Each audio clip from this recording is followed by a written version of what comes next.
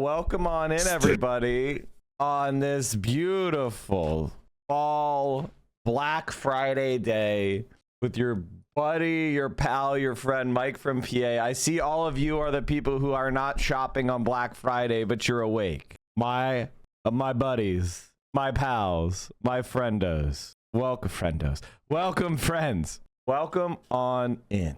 Already boycotting? Yeah. I'm not currently shopping.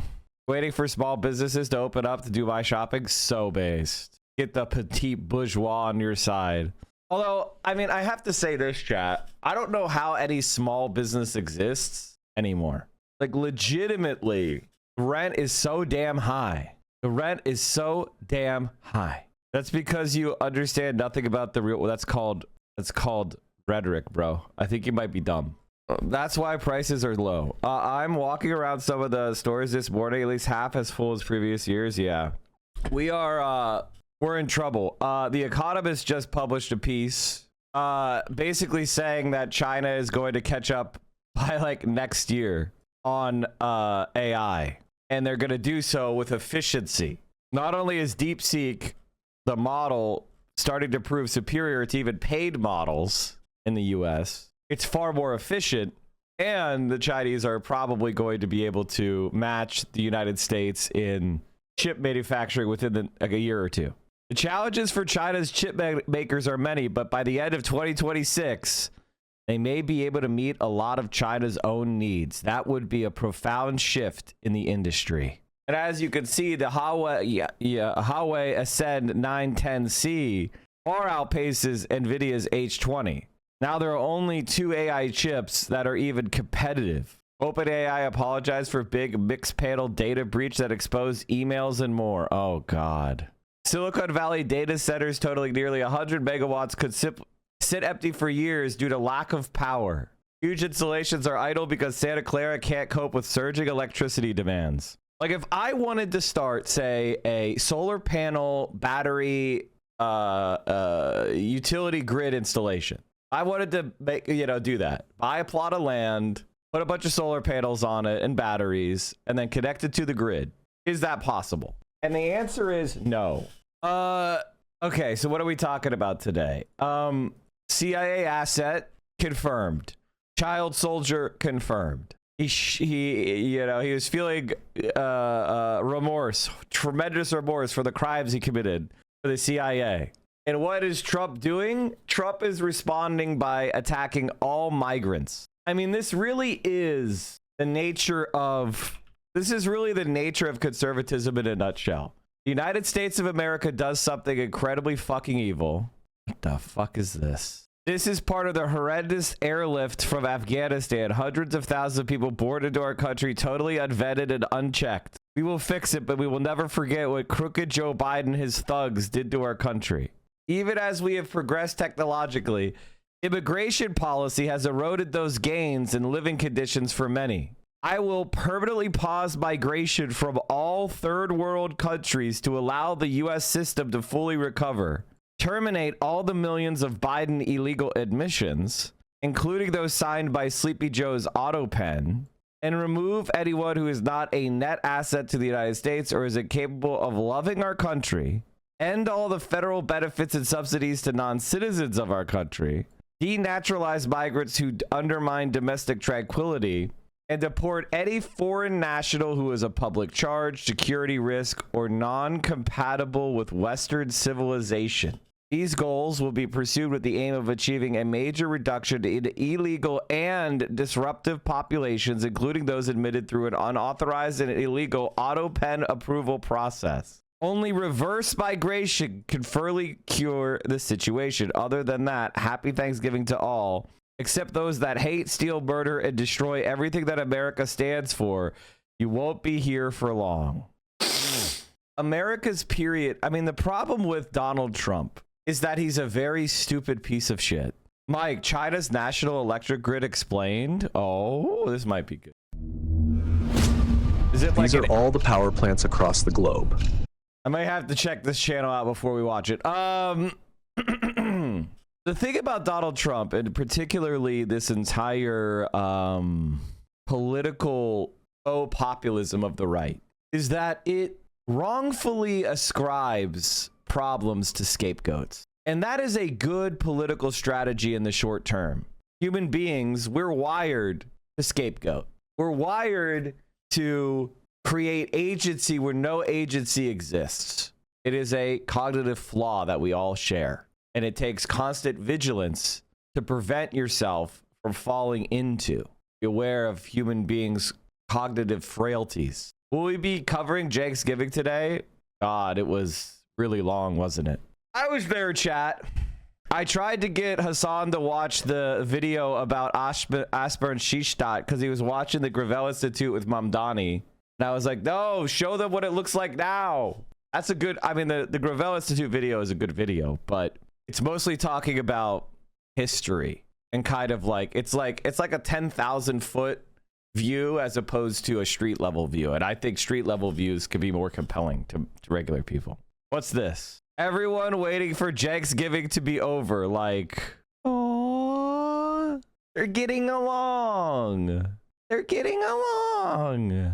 The funny thing of like Jake being like, we can't afford to build that for everybody. And it's like, bro, we're spending $1 trillion on the military. We're spending $1 trillion on the military. You don't think that we could spend a few $100 billion on housing construction? Not gonna lie, being around Farley had made Kaya more vocal, his bad habits rubbing off on her. Oh no. Yeah, that's the one thing about small dogs. The one thing about small dogs is because they're small, people tend to be a little bit more lax on their training. And unlike you, dogs are not, they don't discriminate based on size. They just see another dog, and so they socialize based on what the other dog is doing. So a big dog around and poorly unsocialized, you know, not saying Farley is any of those things. I'm just saying that like a little yip from Farley, you know, you may not correct that as hard as a massive booming bark from Kaya, right? It's just natural. I had a conversation with an uncle and I said, plainly, Americans are losing hope for a better future. He said, get rid of your cell phone and Wi-Fi. Did that give you a home? Did that pay off your student loans? Did that make the homeless get off the streets? 31% of commercial real estate in Los Angeles, California is vacant. I was doing some research the other day and I read that number and it felt, and the reason why I started looking up commercial real estate markets in Los Angeles is because I've been going around Los Angeles and I swear to fucking God, there is so much vacant commercial real estate. It's absolutely fucking insane. And there's a thing, and I'm going to say something super unpopular, and I don't give a shit if it's unpopular. The reason why there is food truck culture in California is because the landlords have made it impossible for normal people to open a restaurant. And so in order for you to open a restaurant, you have to have a food truck that's mega popular and making buku bucks before you could save the money to get into a piece of shit strip mall. And it's like, why the fuck is this shit so expensive? Why? Like, this is insane. If you go to Vienna, all the commercial real estate, I swear to God, is full because it's cheap. It's fucking cheap. And I'm sorry. It's bad. Listen, I like street food. I'm not against street food. But there's a reason why restaurants have health inspections. It's because foodborne illnesses are one of the leading causes of serious illness in the United States of America. Like, and when you eat from unsanitary conditions, it can kill you. And even food that appears to be normal and taste normal can have dangerous bacteria inside of it if it was held at improper temperatures. But you need a full restaurant kitchen to run a food truck. The point is that the reason why there's so many food trucks is because people cannot afford commercial real estate rents, and 31% of them are vacant. When are they going to lower the rent? 1/3 of commercial real estate in Los Angeles is vacant. When are they lowering the rent? I thought supply and demand. Never, because speculation makes it so that the asset is worth more than renting it. Exactly. They get a speculative return on land that's being held vacant. That's part of why LA traffic is so bad, because people are spread out more because there's no density, because the land values in downtown and in the more dense parts of the city are so high that no one could afford to build the shit there / make money there. So it stays empty. And this is the problem with the NIMBY conversation, the YIMBY versus NIMBY conversation. The answer is they're both idiots. YIMBYs especially. I actually think I dislike NIMBYs, but I've actually realized that YIMBYs are actually dumber. And it's not because it's good not to build shit. The NIMBYs are very wrong as well. Don't get me started on that. I'm just saying that the NIMBYs at least know what they're saying, right? What they're saying is largely true, and they just value different things that I do. It's a difference of it's a difference of opinion about what we should value. But god damn, are the YIMBYs stupid. The YIMBYs are actually, they think increasing the power of developers and landlords is going to result in lower prices. They think the market is going to deliver low quality, low cost housing to you. I don't know how dumb you have to be and to be in 2025 and have faith in the fucking invisible hand of the market. It's actually insane. It is a delusion. What's the public housing of version of YIMBY called? It's just called Housing Advocate. The reason why we don't have stuff being built on vacant and blighted property is because the land itself appreciates. So if you're an owner of property, but you don't want to risk anything, as long as you could pay the relatively low taxes on the parcel, then you have absolutely no interest in developing the property. And you could just sit back as the land appreciates. And that's what's happening.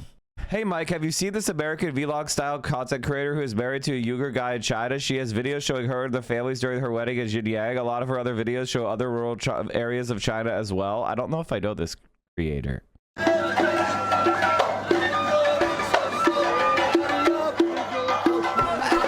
can't dance. She's so fucking white, just like me. This is what I would be like if I was at a Uyghur wedding. She seems cool as hell, by the way. She seems cool as hell. All right, so what else are we going to be talking about? Do you think there will be built enough power plants and power lines to power the data centers in the next 2 years? No. What's going to happen is they're going to restart coal plants. From what I'm aware, what I'm hearing in Pennsylvania is that some capitalists are buying up old decommissioned coal plants and they're getting ready to like restart the coal plants. And that's not, coal plants opening for AI in PA. It's not here you go. 1 day ago. I didn't even know about this article. Pollution from coal plants was dropping. Then came Trump and AI.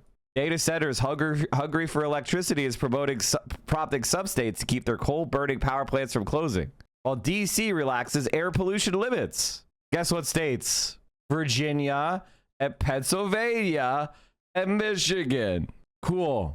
Oh, there's one in Georgia.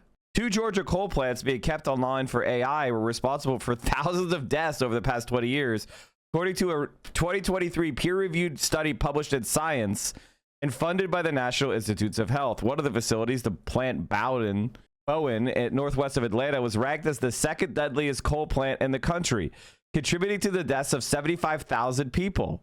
Bowen and plant Schurer near Macon, one of the largest coal facilities in the world, were supposed to be converted to burn gas by the end of this decade. Then in January, Georgia Power said both plants would keep burning coal through 2039 to keep up with the demand of AI.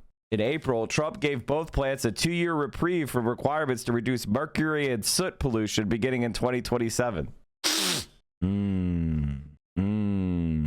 The decision to keep Bowen and Schurer plants running was primarily driven by the anticipated capacity demands through 2036. Georgia Power spokesperson Matthew Kent said, but he said the utility's request for exemptions from mercury pollution rules stemmed from concerns about the accuracy of monitoring technology and was not in any way related to concerns about powering data centers. Those plants are not the only ones getting reprieves. Nearly 70 power plants have been allowed to ignore the 2027 requirement to reduce mercury and soot pollution while the Environmental Protection Agency rewrites those rules to permanently allow more emissions. The agency is also weakening rules aimed at limiting mercury and other cancer-causing pollutants in waterways and is scrapping or delaying power plant rules that would limit soot and planet warming emissions. The rapid expansion of artificial intelligence data centers means America's coal power plants must remain in operation, said EPA Administrator Lee Zeldin in a Fox News op-ed in September. China, nuclear power, renewables, hydroelectric. wind, solar, geothermal, tidal. United States of America, reopen those coal plants so that you can make an AI version of Peach farting on Luigi. Many of the coal plant requirements were delayed before Trump took office, but utilities have cited the administration and expected rollbacks and decisions to postpone at least 2 retirements. 5 of the 15 coal plants with delayed retirements have received pollution passes from the administration. Those include Bowen, Schröer, and plants in Illinois, Mississippi, and West Virginia. Together, they emitted nearly 190 pounds of mercury in 2023. We are seeing utilities and grid operators emboldened by these changes in the regulatory landscape. These are power plants who were scheduled to close this year or not next year, and they would not be polluted in burning coal if not for AI. Well, with all these new coal power plants, I'm sure electricity prices are going down, right? Oh, AI data center frenzy is pushing up your electric bill. And here's why. So your air is full of pollution, causing cancer and birth defects and death, and your bills are going up. Well, I'm sure oil is going up, right? Like oil must be blowing up. It must be really expensive for these utilities to buy energy. Oh, it's near the bottom of the last 5 years. The only time it was lower was literally during the pandemic when no one was allowed to go anywhere. Well, surely, I mean, I'm sure gas is really expensive, right? Like gas has gotta be fucking blowing up, right? Like it's gotta be. Oh, it's not. Wow. Gold is back near those highs. AI data centers are pushing up electricity demand and fueling higher energy prices for U.S. households, according to energy experts. Consumers in certain areas of the country, like the West and Northeast, have seen electricity prices increase faster than in other areas. Energy demand from data centers that underpin artificial intelligence are expected to keep growing through this decade. Residential real estate electricity prices in September were up 7.4% to about 18 cents per kilowatt hour. Energy prices closely tracked inflation from 2013 to 2023, but will likely outpace inflation at least through 2026. Energy experts and economists point to, chat, now that they banned you from buying solar panels from China. They banned you from buying solar panels with tariffs of 3,521% on Southeast Asia solar panels, so they could raise your electricity prices and spam the air with coal dust. This country is completely fucking toast. I want you to understand that. We can't compete with China because they have a party that has engineers. If you want to know who the most senior leaders of the Chinese Communist Party are, they all have engineering degrees. They see a problem and they seek an engineering solution. They're like, oh, we need electricity. How do we get electricity? Oh, climate change is real. How do we deal with climate change? Oh, we have a lot of wind and solar up in the Gobi Desert, but our big cities are in the East Coast. How do we fix that? Well, they build a fucking the most technologically cutting edge power lines, ultra high voltage, direct current lines. They only exist in Brazil has 2 and China has the rest. Where meanwhile in America, it's like, fuck them. Let them die of asthma and cancer. Pollution gets really bad in China. You know what happens? China declares war on pollution. And you know what happened? It fucking worked. 4 years after declaring war on pollution, China is winning. Research gives estimates on the longer lives that are now possible in the country. Meanwhile, India has capitalism. How's Indian air pollution? Oh, it's the worst in human history? Lethal smog is back in the world's most polluted capital. Residents have had enough. It's easy to tell when it's smog season in New Delhi. The air gets darker and heavier and starts scratching the throats and testing the lungs of the city's 34 million residents. Pollution has been an issue for so long in the Indian capital that the city's famous Red Fort is turning black. An outward side of a growing health and political crisis that's now bringing angry residents onto the streets. I just want to be able to breathe again, said Sophie, 33, at a protest near Delhi's India Gate earlier this month. There seems to be no political will to fix the issue, she added, surrounded by dozens of protesters wearing face masks and carrying nebulizers. Successive Delhi governments have had air pollution plans dating back to 1996, but decades on, the air remains dangerously unhealthy, especially at this time of year when colder air traps smoke and fumes from fireworks, crop burning, and heavy city traffic. The struggle to clean India's air stands in contrast to nearby China, where a multi-billion-dollar and years-long effort to crack down on the country's notoriously polluted skies has paid significant dividends.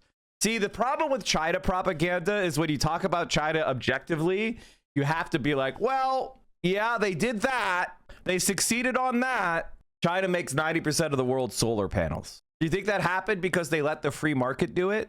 They sat back and said, let Wall Street finance the free market and we will solve climate. No, they were like, okay, we need to get green energy. Green energy is the future. What do we need to do? Okay, cut out the bankers. We're setting up the China State Bank for green energy. And we're going to, yes, we're going to lend you money. We're not giving it away. We'll lend you money, but we'll charge you very low interest. All you have to do is be able to sell the electricity for slightly more than it costs to make the solar panel and install it. If you could do that, you could pay the load back. That'll be a good investment. Basically, China is a gigantic investment, but a state-owned investment fund. But instead of it going, when it works, going to private individuals who become mega rich, the government owns it all. So they own it all. The Chinese people own it all. They own it collectively. Meanwhile, in the US, we give tons of government money to Jeff Bezos. He fucks up, we lose. He wins, he becomes rich. We don't own shit. New Delhi's Bharatiya, I'm sorry, Janata Party, BJP. I don't know how to spell I always call it BJP because I can't pronounce foreign names.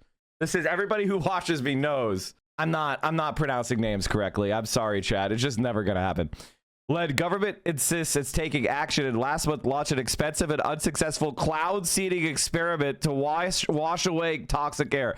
So instead of regulating the capitalists, they're trying to do geoengineering, and it failed. Pollution is now at hazardous levels, according to IQ Air, which regularly puts Delhi at the top of its list of major cities with the worst air quality. Imagine the impact of that on a baby's lungs, said a pediatrician at the protest. Children are forced to go to school in these circumstances, and even masks are recommended for children below 12, she said. We are literally killing our kids. This is coming to America because Donald Trump is a filthy capitalist. It doesn't care. You die. Let's take a look at India. Oh my God. It's every city. It's every fucking city. Oh my Lord. I'm just looking at Central Asia. It's like, oh my God. And now looking at the Indian subcontinent, like, oh my God. And you can see the border of China. And this is wind. The wind is blowing from India to China. That's unbelievable. Like, all right, let's come over to China. We've got some Hangzhou has some bad air today. But look at Delhi. Holy fuck. 314. It's particles. Holy fuck. Is this even real? Does it go this high? Oh my God. It was at 623. I didn't know it went that high. I thought it ended at 250. So in 2024, IQ Air released their annual list of the world's most polluted cities. You know what's crazy? Out of the 100 most polluted cities globally, 94 are in India. 94. But let me zoom in on one city in particular, Delhi, our capital. Did you know that 15% of all deaths in the city are linked to air pollution? That's literally 1 in 7 deaths. Delhi's AQI hit an insane number last November. I'll tell you what it was in just a second.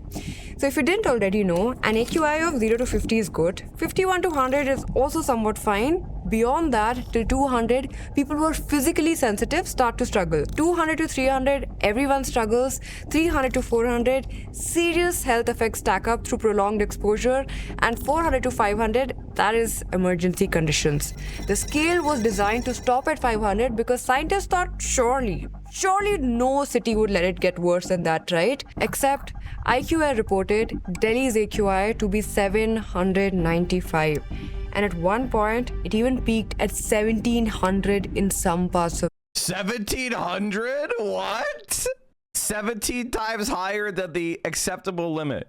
Smog contains hazardous levels of PM 2.5, a particulate matter measuring 2.5 microns or less in diameter that can be carried into the lungs, causing deadly diseases and cardiac issues. The region's chief minister has called it a medical emergency. Schools have been shut. The visibility on the streets has dropped to as low as 50 meters. Delhi. Weather apps literally show a skull emoji now, and no, I'm not joking. Right now, as you are watching this, there are kids in Delhi whose lungs literally look like they belong to 40-year-old chain smokers, and they've never touched a cigarette. They're just breathing. Studies show that a child born in Delhi today will lose 8 to 10 years of their life just from breathing this air. If we can't... I want you to understand something, chat. There is no bottom for a capitalist. I think one of the things that is a big impediment to politics is that we don't talk about classes. And I'm talking about economic classes. Capitalists don't live anywhere. They're not connected anywhere.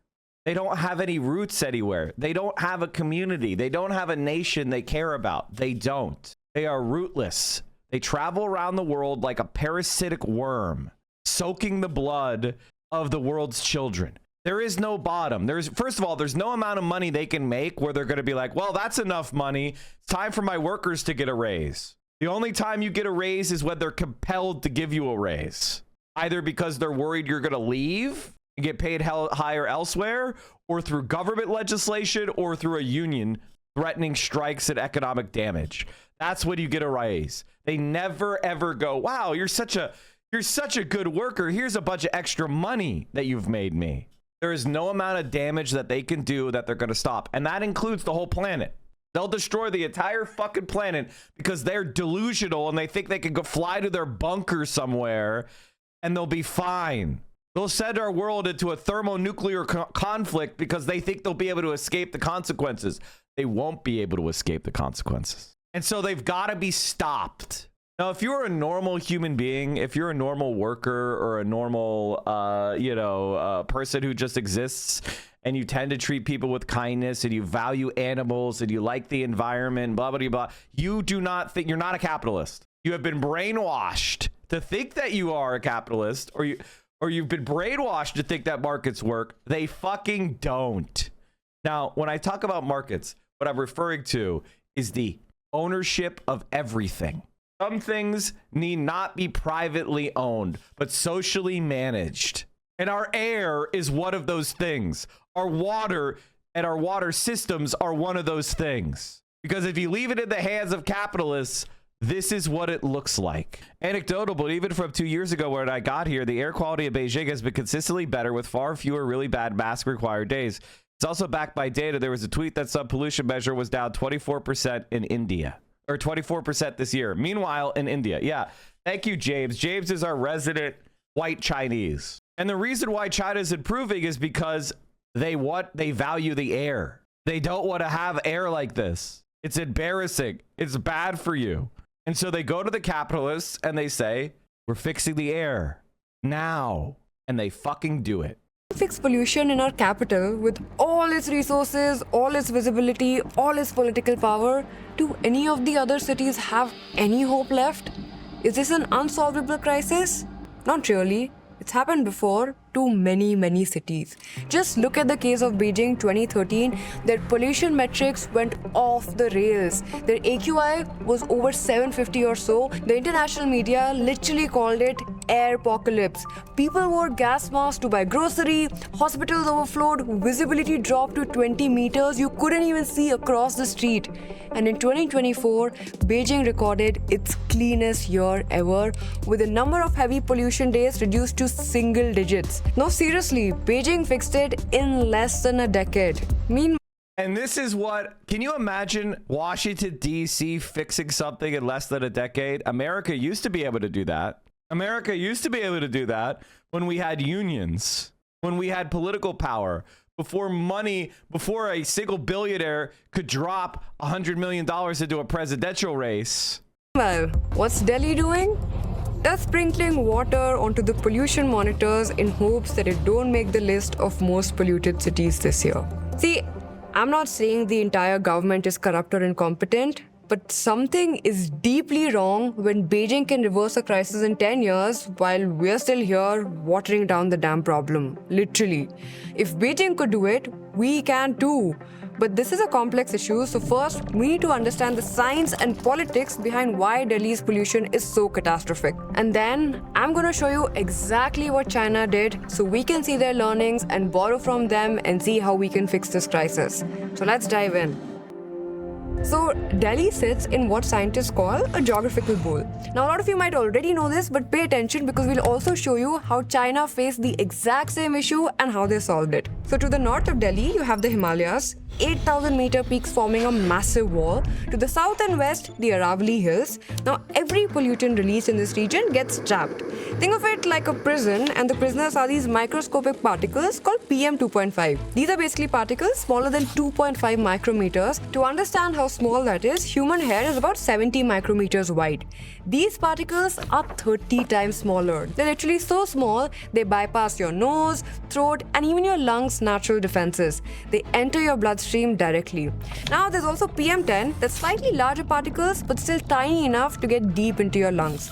Then you have nitrogen oxide, sulfur dioxide, ozone, carbon monoxide. It's essentially a toxic cocktail. So all of these particles that we just spoke of get trapped in this bowl, and in winters, it gets even worse. So in winter, something called temperature inversion happens. Now normally the sun heats the ground and the ground heats the air near it. Now that hot air rises up and carries pollutants up and away.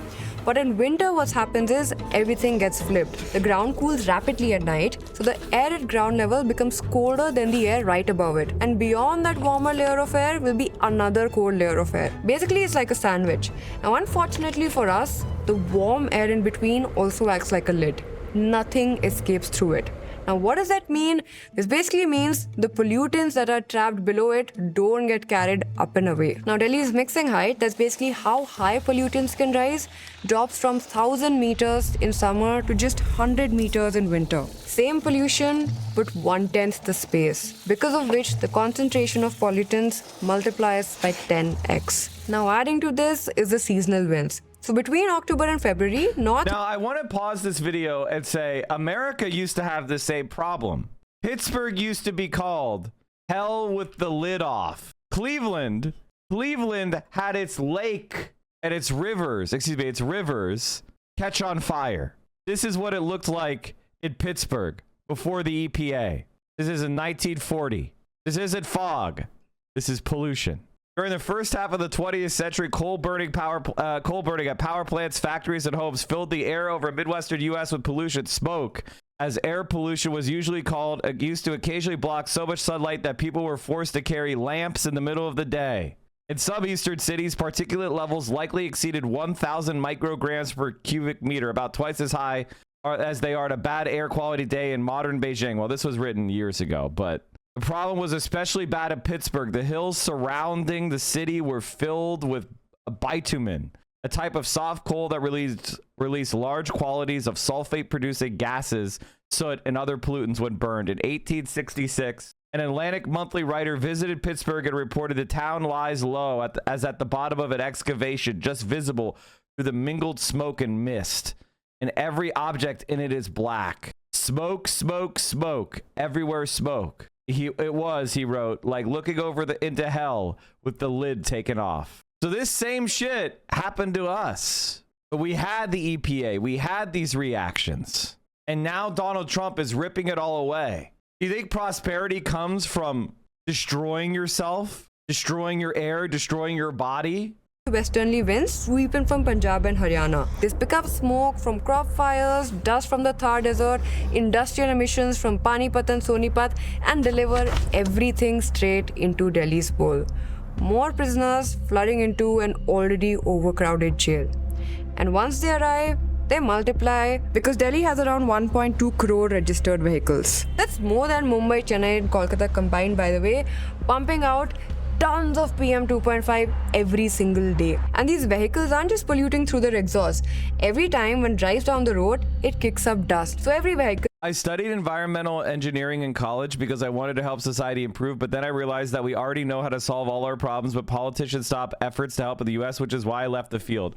I think the one thing that regular people don't know, but is true, is that every single problem you see, we have a solution for. I know it's very, very, very painful to hear. I know it's like, nah, that can't be true. No, it is. We know how to build social housing. We know how to build public transit. We know how to build high-speed rail. We know how to fix the climate. We know how to build solar panels and battery farms and electric vehicles and streetcars. And we know how to run hospitals. We know how to educate children. We know how to get the homeless off the streets. We know how to solve drug addiction.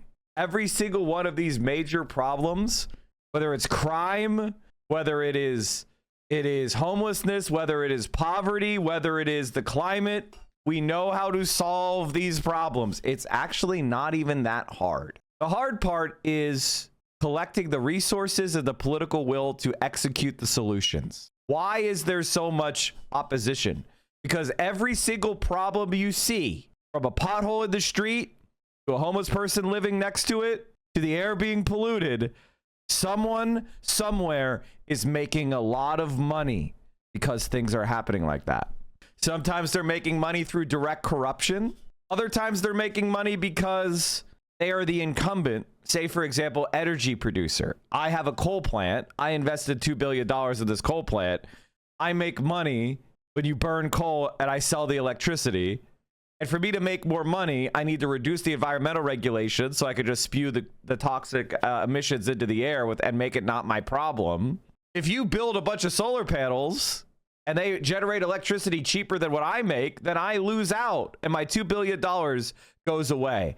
So I have a very strong vested interest to plow as much money as I can into lawyers, into politicians, into maintaining the way the system is dependent upon my coal power plant or my natural gas power plant. And that is the source of the problem, is there are people that have very concentrated interests and the money to see their interests pursued versus the great mass of everyone else on the planet who have a small interest and don't have the resources. And this is true of every single problem, every single one. It all maps back onto this exact same model. And when we solve problems, it's because enough people got pissed that it launches a broad-based movement, and that broad-based movement turns out the politicians who won't change, who are corrupted, they get identified, they get eliminated, and then the politician, and then the people-powered movement and the politicians they support and intimidate, pass some legislation, indicate some sort of change, and it proceeds, and it's solved. And it sounds so simplistic, and I understand why you would be skeptical of that, because we live in such a shitty world. You're like, that can't possibly be that. It can't be that simple. Not true, Mike. It can't be that simple. This is the story of how it is just that simple. Resuspends around 10 to 15 grams of dust per kilometer. And to make things worse, somebody said Mike is too young to be unk. I am not young. Construction. Studies indicate that over 6,850 metric tons of construction and demolition waste is generated every single day. Sites are supposed to be covered with green nets, sprayed with water, and materials need to be transported in covered vehicles, but the compliance rate for this, less than 30%. Most sites just don't bother. And finally, the one contributor that everybody loves to blame, stubble burning. Between mid-October and mid-November, farmers in Punjab and Haryana burn approximately 35 million tons of paddy straw. It's a direct unintended consequence of 1970s Green Revolution policies. Basically, state-level groundwater conservation laws banned farmers from planting their crops early, which meant that the window from their rice harvest to preparing for their next sow shrank fatally to just 10 to 20 days. So the only economic choice left for the farmers during this period is stubble burning. You know what's crazy? Recent NASA satellite from 2021 to 2024 has recorded yearly fire counts ranging from 40,000 to 90,000. On peak burning days, this alone contributes up to 40% of Delhi's PM 2.5. The smoke drifts south, settles into the bowl, that is Delhi, and it's there to stay. All of this now adds up to an unlivable city that was once a glorious cultural benchmark. Now, let's look at another city. Beijing also, like I mentioned earlier, sits in an almost identical geographical trap. Yan Mountains to the north Taihang Mountains to the west, same bowl effect, same temperature inversion in the winter, same mixing height drops from 1500 meters to under 200 meters in winter. A topographic study found that Beijing's terrain amplifies local emissions by 50 to 150% during winter. Their geography is actually worse than Delhi's. They also have seasonal agricultural burning. Farmers in Hebei and Shandong provinces burn crop residue every autumn. On top of all of this, Beijing also gets sandstorms from the Gobi Desert that can reduce visibility to 50 meters. So if you look at all the issues that Delhi faced, Beijing also faced the exact same problem. Geographical bowl, check. Temperature inversion, check. Agricultural burning, check. Seasonal wind patterns, check. Beijing literally had all of it. And in 2013, their PM 2.5 peaked at 755 micrograms per cubic meter at a point. Their annual average was about 9 times the limit set by WHO. But today, their annual average has plummeted down to about 29. The sky is blue. People jog in parks without masks, cafes have outdoor seatings, children play outside, and the babies born in their hospitals take a deep breath and sigh in relief. So what did Beijing actually do to solve the problem? They created a 5-year action plan with specific measurable targets. Then they executed step 1 that shut down the biggest polluters. They closed 2,000 factories in Beijing permanently. Shoyang, one of China's largest steel companies, was relocated from Beijing to Hebei province. The cost, $15 billion. The number of jobs that were lost, 80,000. They just did it because it was necessary. Step 2, they launched a massive subsidized program to replace millions of household coal stoves with electric or gas heaters, with the government covering the vast majority of the cost. Step 3, build and improve public infrastructure. Beijing underwent one of the most rapid transit expansions in history, exploding its subway network from just 2 lines in 2000, which is 54 kilometers of track, to nearly 1,000 kilometers of track today.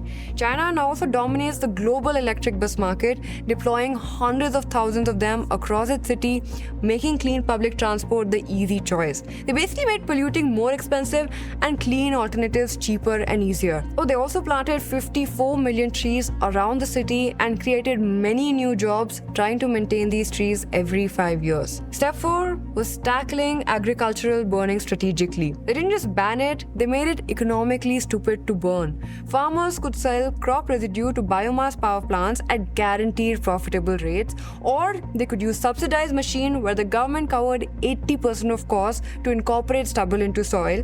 Burning basically was no longer economically strategic, and within just 3 years, agricultural fires dropped by 70%. Step 5 was monitor and enforce all of these steps ruthlessly. Satellites were monitored for fires 24/7. You detect a fire, local officials had 2 hours to extinguish it or face penalties. It literally took them less than 10 years to do all of this. So, the question here is, why can't we do the same thing? I interrupt this segment to share some important news with all of you.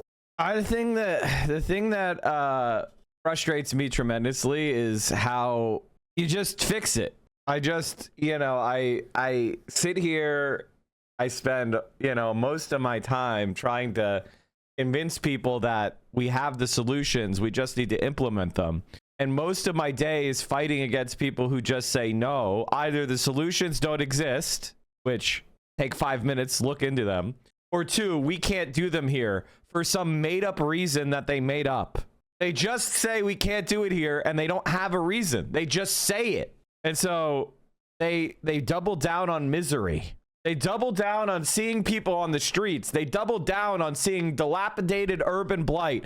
They double down on traffic. They double down on polluted air. They double down on not being able to afford their own health care or school.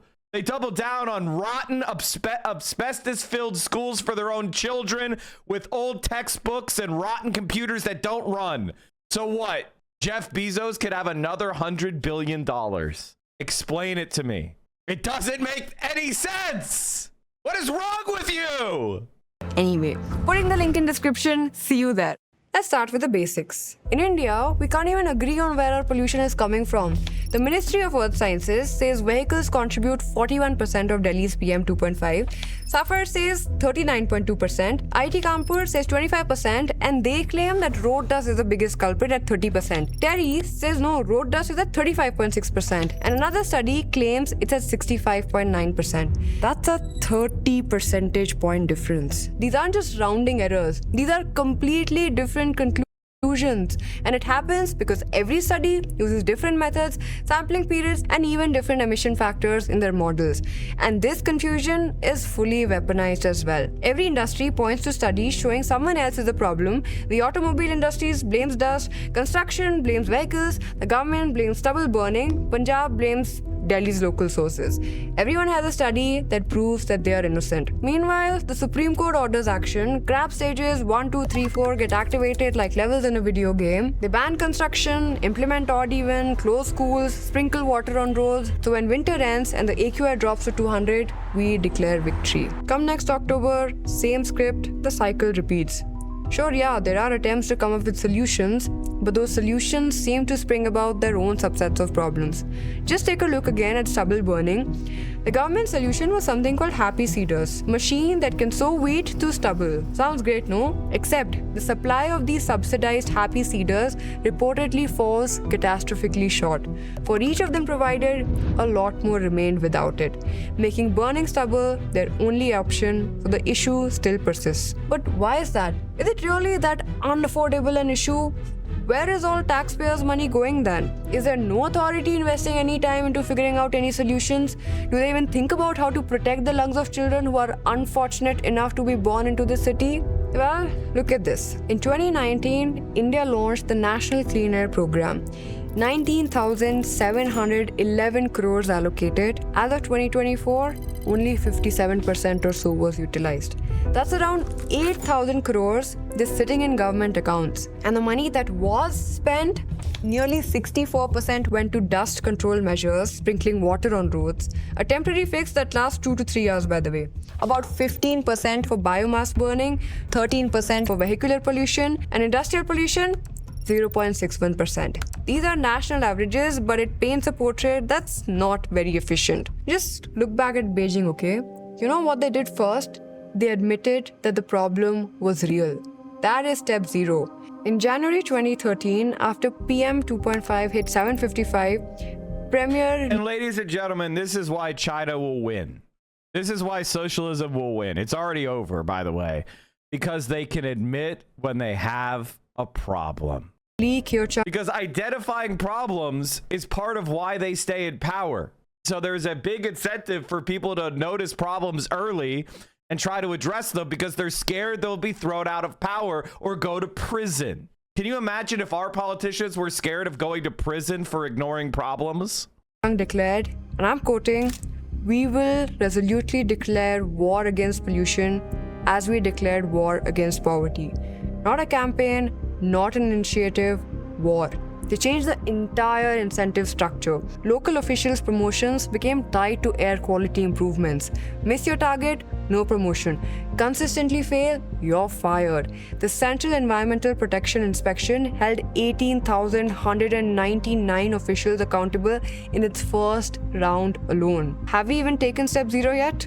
Nope. Every year, we act surprised. Every year, we blame geography. Every year, we point fingers. We're stuck in a blame game while children's lungs collapse. And here's what really gets me, Now, I know the wealth gap issue is complex and it's widening, but in so many cities in India, the goddamn health gap is widening too. The rich have a way to shield themselves from pollution.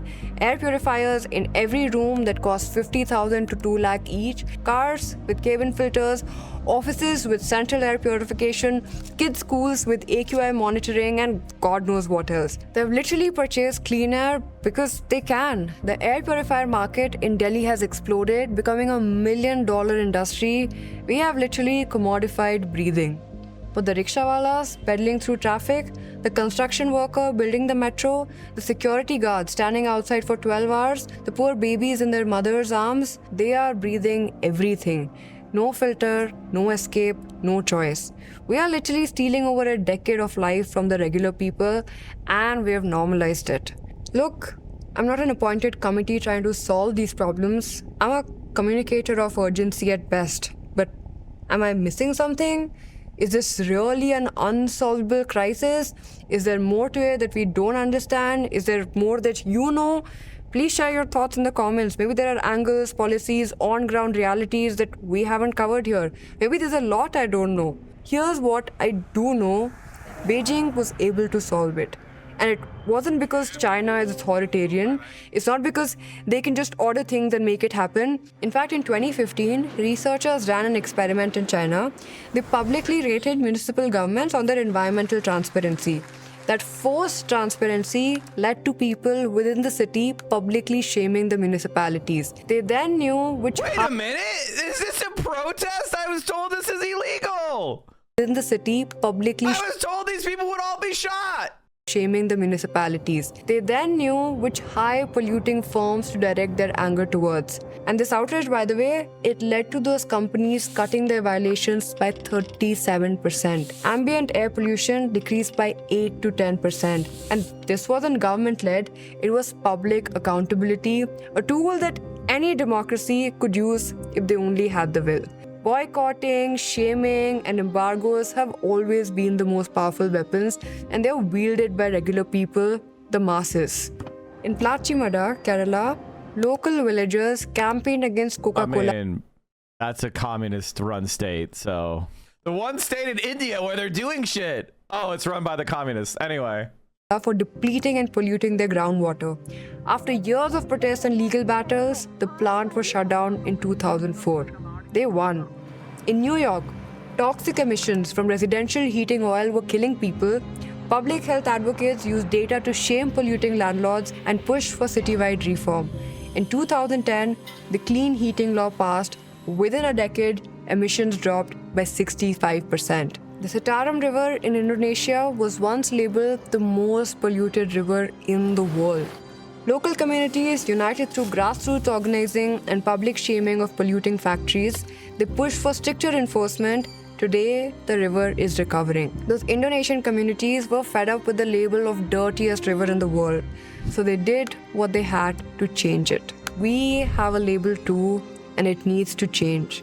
A child born in Delhi today will lose 10 years of their life just from breathing. Beijing has proved that you can reverse this. In 5 years, they cut pollution by 35%. Just 5 years to add back years to people's lives. The solutions exist, the money exists, the technology exists. Beijing had the same geography, the same excuses, the same political complexity. They chose their children's lung over political convenience. What will we choose? And the same reality exists here. It's no different. You and I are watching this video. The ones accountable aren't. I am a university student from mainland China. When I was in the third year of junior high school, I saw our country head being taken into custody by the police with my own eyes on my way home from school. This was because he had accepted bribes from a factory and allowed it to discharge pollution into the river, which led to reduced crop yields and contaminated land downstream. Following a police investigation, the factory was shut down. The country head was sentenced to 12 years in prison, and his assets were seized to be used for the cleanup of the downstream pollution. This is why they want to demonize China. This is why American politicians spend all their time demonizing China. Because in China, if you're a politician and you abuse your power, you go to prison. In America, abusing your power is the entire reason you are a politician. Their insider trading, the campaign finance donations, the lobbying jobs once you're out of office. That's why people become politicians, to make millions of dollars. Not to lead their country, not to be admired or make their mark on history, not to fix a problem in their community, but to make fucking money. Here's what I propose. I propose that our politicians are paid well, but if they take a dollar, whether it's for their campaign, whether it's a fucking lobbying job, whether it's a bribe, they get the death penalty. I want politicians that are bright, hardworking, intelligent people. I want them to make a lot of money. I want being a politician to be a competitive job that the smartest people want to take because it is so prestigious and well compensated, and people thank you for a job well done. But if you fucking betray our trust, you should not be able to walk around on the streets. And in America, you bribe the politicians and you get a bonus. That's why everything is fucking broken. All right, chat. That was our daily China is winning segment of the stream. I hope you guys understood. I was really moved by the pollution being fixed. And the reason why I was moved is because I was frustrated as fuck. I could see these problems in our country, and we know how to fix it. We just have to take on incumbent powers in our society that are parasitic leeches. Uh-oh, what happened? Why did it say trading halted? Did it gap up or something? What happened? Is that just wrong? And look, this is what our rich are doing. This New York City apartment inside a historic clock tower is selling for $19.25 million. Take a look inside. I'm sorry, chat, but I'm not impressed. These are white walls and like this and spotlight. How is this 19 million?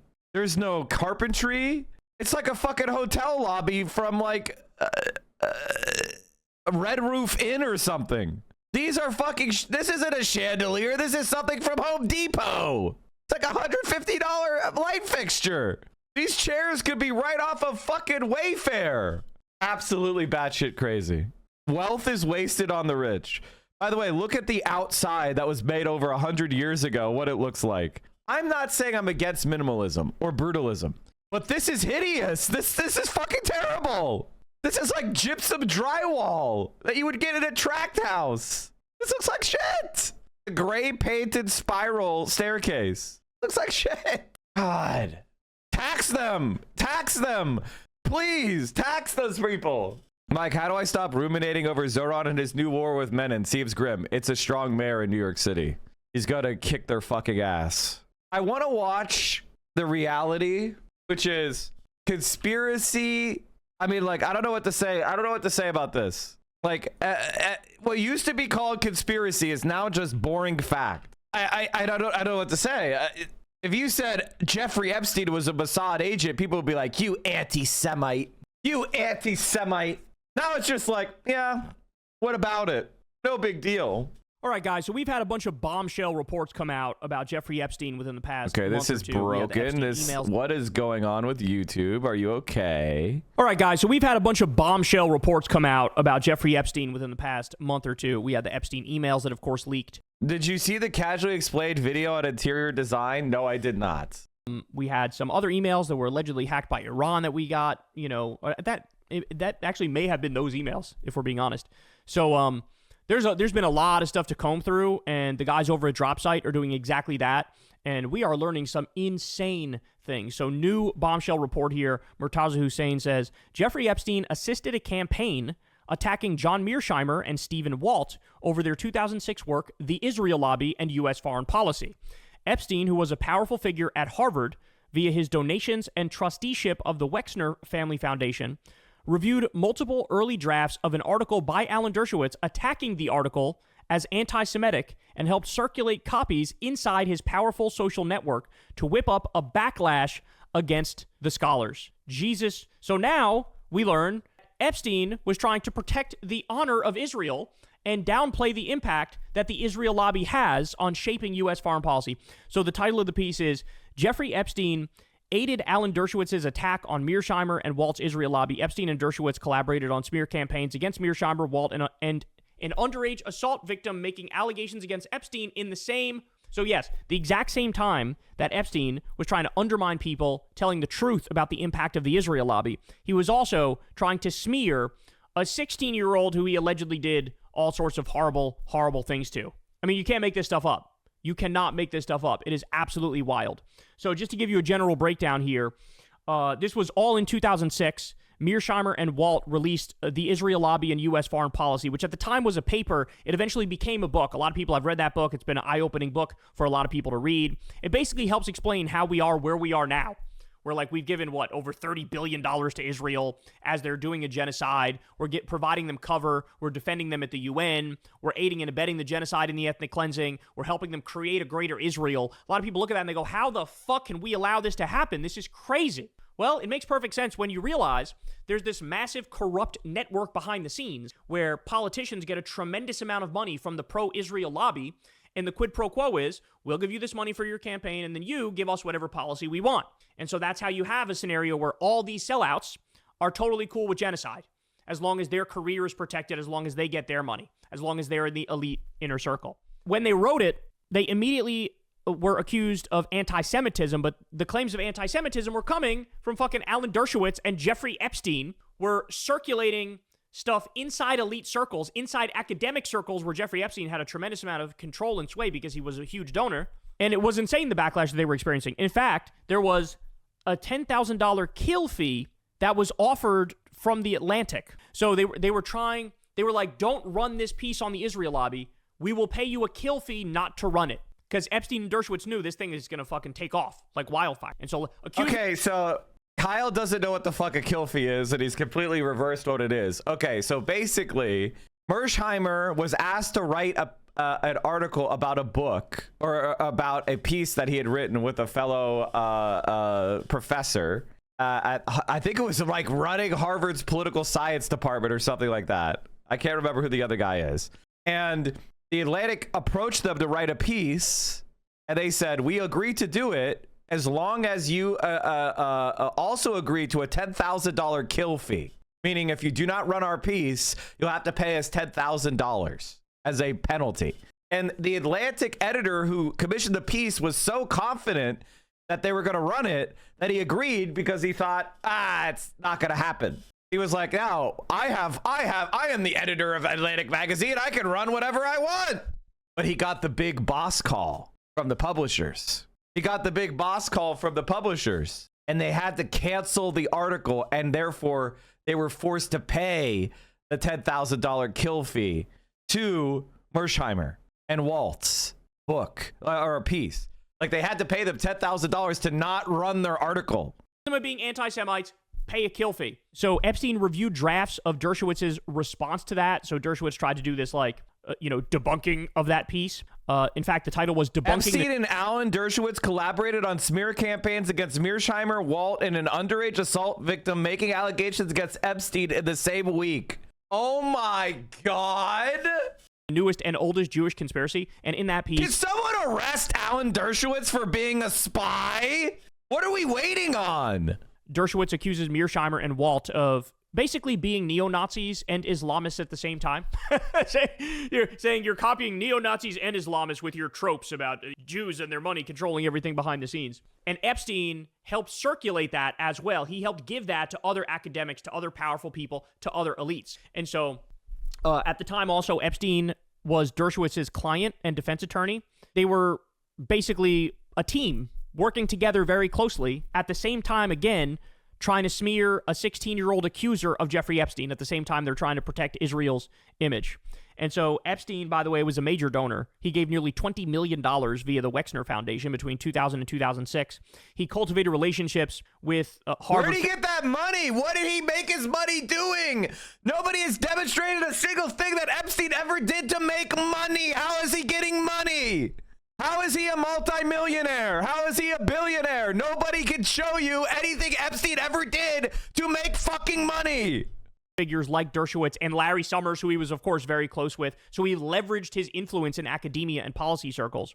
And there was reputational harm done for Mearsheimer, like Mearsheimer and Walt. Mearsheimer has sort of made a comeback, but only when online media became big. He was able to go to online media and get his word out there.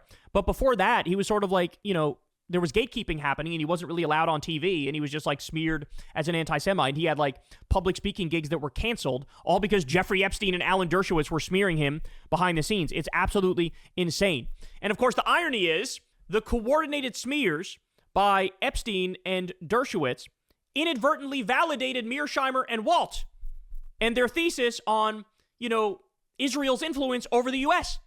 These are wealthy pro-Israel figures, and they're influencing not only policy in the U.S., but also snuffing out critics, I mean, didn't he have a relationship with a billionaire? What, do you think if you touch a billionaire, suddenly you become a billionaire? Like, what the fuck do you think happens here? In order to make money, there has to be some sort of process for the money to go into your accounts or the property to be under your ownership. How the fuck did he make money? That's insane. It proves them exactly correct. Just wild stuff, man. Just wild stuff. Now, remember, this is at the same time we got a couple other gigantic stories proving Israel's ties to Jeffrey Epstein, Epstein potentially being in Mossad. We, of course, have the story where Epstein would let this Israeli spy stay at his house for weeks on end, which is fucking crazy. There's that picture that leaked, which wasn't public, but it was like Epstein's like driver or something like that, or his like housekeeper or something took a picture. Jeffrey Epstein was wearing... He bought Bitcoin early. I don't even think that's true. I think that's the funny thing is he did. By the way, Bitcoin is so obviously the CIA. Like, I'm starting to become a believer of the Bitcoin is intelligence agency shit. The reason why I believe that is because China banned it, and yet the government keeps like legitimating it. And it's like, why is the federal government creating an alternative to the dollar? Why is it supporting it? Why is the creator anonymous? Why is there a big like section of coin that was originally minted that has never been used? I'm sorry, if you made a cryptocurrency and then you had hundreds of billions of dollars worth, don't you think you might use some of that money? And I don't want to hear any kind of excuse of like, oh well, he just believes in libertarianism so much. Any libertarian would have used that money at the moment it became valued at anything. Or the fact that some of the original creators are anonymous. Yes, that's a flaw against it. That increases the likelihood that it is a CIA operation. Sweatshirt. We also is have... probably dead. He didn't know a single person on Earth that he would want to give billions of dollars to. Epstein and Ehud Barak, former Israeli prime minister. No cause, no issue, no person. He just makes hundreds of billions of dollars and then deletes it. Real buddy, like very, very close. We have, this is probably the biggest piece of evidence, to be honest. We have reporting from DropSite based on these emails that shows that Jeffrey Epstein facilitated a deal to sell mass spying equipment from Israel to the Ivory Coast. So he's facilitating these big international deals for like surveillance equipment. You don't do that unless you work for that government. Now, the counter argument to what I'm saying is not he's not Mossad. The counter argument to that is he was actually a freelancer and he worked for other governments as well. And there's some reason to believe that he was also in cahoots with the Russian government too. So he very well may have... Personally, I think the fact... here's how I feel about Kyle. I like... What Kyle does is he's kind of a dummy. And I mean that in a nice way. Shit, I should have said it like that. Okay. Not that he's a dummy. Okay, god damn it. I don't mean he's a dummy. I just mean he's an unk. He's a boomer. I'm older than him, but somehow I'm less of a boomer than him. Somehow I could be 5 years older than Kyle and yet not know what Nazi memes are and not accidentally use them. Or I can know that Destiny is like psychotic freak and none of his clips are good enough to ever promote because he's a fucking evil rat and he opposes all of your politics, Kyle. Stop boosting someone who hates you, Kyle. Also, using the term tanky is very funny.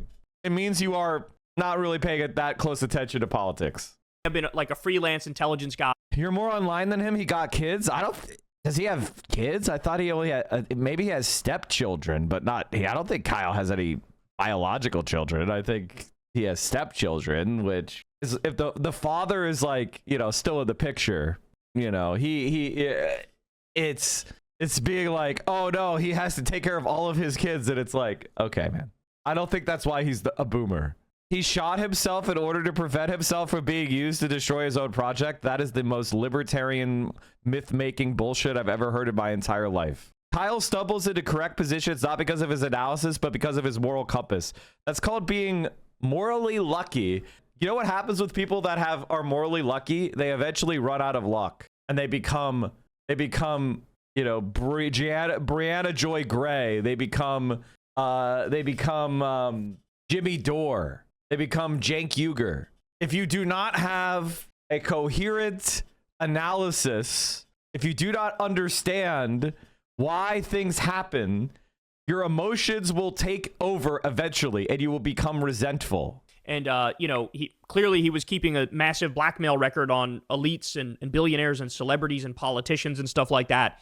And so he would have been, he was in like the most powerful rooms in the world. He was in the most powerful rooms in the world, and he was wielding his influence very clearly. But this is yet further validation, further proof. Jeffrey Epstein, close ties to Mossad, close ties to Israel, doing their dirty work for them. And it appears like the conspiracy theorists on this one were correct every step of the way. Hey, y'all, do me a favor and like and subscribe. It helps out big time in the algorithm. What are you going to collab with Kyle? Very unlikely that will happen. The more practice, the luckier I get, but the practice is being anti-imperialist. I just, what can you even say? So Jeffrey Epstein is clearly Mossad, and a CIA death squad guy goes on a rampage in DC. Bitcoin was ignored and then attacked by every institution. No, it wasn't. No, it wasn't. No, it wasn't. It always had libertarian billionaire types boosting it from the very beginning. You're just, I don't know if you've bought a narrative or something, but that's not, as somebody who's been aware of these crypto coins since the very beginning, it was at no point attacked by every institution. That's not the case. Not in America anyway. All right, chat. Let's watch As the you guys know, Thanksgiving debate. it's a time-honored tradition every single year since 2018 to have Cenk Uygur in the building.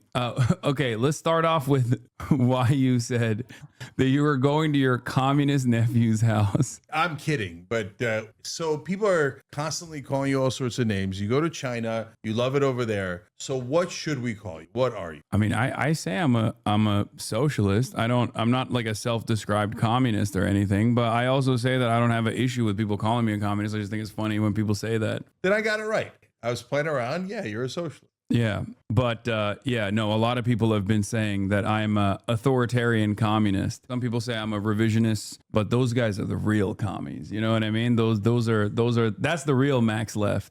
Okay, yeah. Luckily, I don't even know those folks. You probably they're in your replies, I suspect. Actually, they might have given up on you at this point. Oh, yeah. I will keep calling you a centrist, lol. Yeah, people say I'm a centrist. Well, the political spectrum has moved if you are a centrist. Although kind of, I mean, look, you backed Mamdani 200%. Mamdani's now bros with Trump. I mean, if that's not centrism. It's the horseshoe. Yeah, by transitive property, I'm homies with Trump, and technically you too, because we were far too critical of Kamala Harris. And if you're critical of Kamala Harris, who was the best possible candidate at the time, that means you wanted Donald Trump to win. Yeah, I actually think that we have thoroughly defeated those guys. So there's a lot of folks out there that are still in the, in the circle for who might come out ahead, right, in terms of ideology. But the guys who are not going to win, I don't think, are the ones who are like, oh, Kamala was right all along. Like, that's kind of done. The way that makes a comeback is through the form of Buttigieg or Newsom. So those guys aren't done. But like the Kamala stands, the beehive. Yeah. You know what? Jake is right, but the thing that's fun is that Buttigieg and Newsom, they take from each other's base. And Kamala Harris is not done. And she's going to come in there and she's going to be swinging around the 2017 woke club. Every one of you white liberals that doesn't support me is a fucking racist. She'll be swinging it around like this. And the only person that's not going to get clobbered by that is a Latina woman. To the two white men, they're going to take it to the face.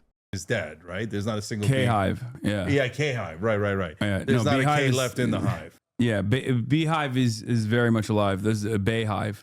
Bayhive, yeah, that's the biggest one. We've had many battles on this broadcast about our disagreements, but I think it's important to start the conversation with our agreements. You've been manning the ship on Piers Morgan every single time you appear, defending Palestinians and Palestinian humanity. This conversation that's taking place is probably taking place in many American tables, regardless of the political ideology at play. You know, you and I have difference in opinion on certain issues, but ultimately this is something that we completely unite on and completely agree on. And I think that is actually a point of agreement for many people, even like evangelical Christians and whatnot, that are probably having the exact same conversation. So remember that for the Thanksgiving enjoyers, when you're with your family, if you want to unite on certain things, I think Israel will probably be one of those points of contention, or Zoran Mamdani. So- What do you think about Zoran Mamdani? Yeah, just real quick before we go on to Zoran. Look, I never thought this would happen in my lifetime. Oh yeah, me either. Like that Israel would be, that people would understand what's happening about Israel and the injustice of Israel, not just on the left, but the left, right, and center. That the whole country would agree, outside of mainstream media, outside of the politicians. And this is a gigantic injustice. And most importantly, we all now agree we've all been lied to by legacy media, right? Corporate media is poison. It's the biggest toxic influence in America. Now the right, the left, the center, everyone agrees. Fuck corporate media. They've been lying to us from day one. So look, that's another one. For 20 years I've been saying that. And Okay. This is actually kind of a good point, but I think Cenk is missing the mark. The main problem is that Republicans were the party that gave up on corporate media first because Republican ideology. This is what happened. FDR completely realigned American politics through the New Deal coalition. And he completely changed American state from a small rump state that collected taxes from fucking like tariffs and barely did anything to a modern democratic state that centralized power and created a national economy and created national standards and interlinks and investment and raised American standard of living across the board tremendously and rescued America from World War II and the Great Depression. This realignment is called the New Deal Coalition. And that made the Democratic Party the dominant political party in America. Why am I bringing us all the way back to FDR? Because the reason why I'm bringing you back is so you can understand the progress of history. And I'm doing a very short explanation, but everything I'm saying are conclusions, but they're true. We can get into why they are true, but I'm trying to speed through it. So we're giving conclusions. I rarely do this. This is what you need to know. The Republican Party could not compete at a legislative level. It was basically impossible for the Republican Party to take a majority in the House and the Senate.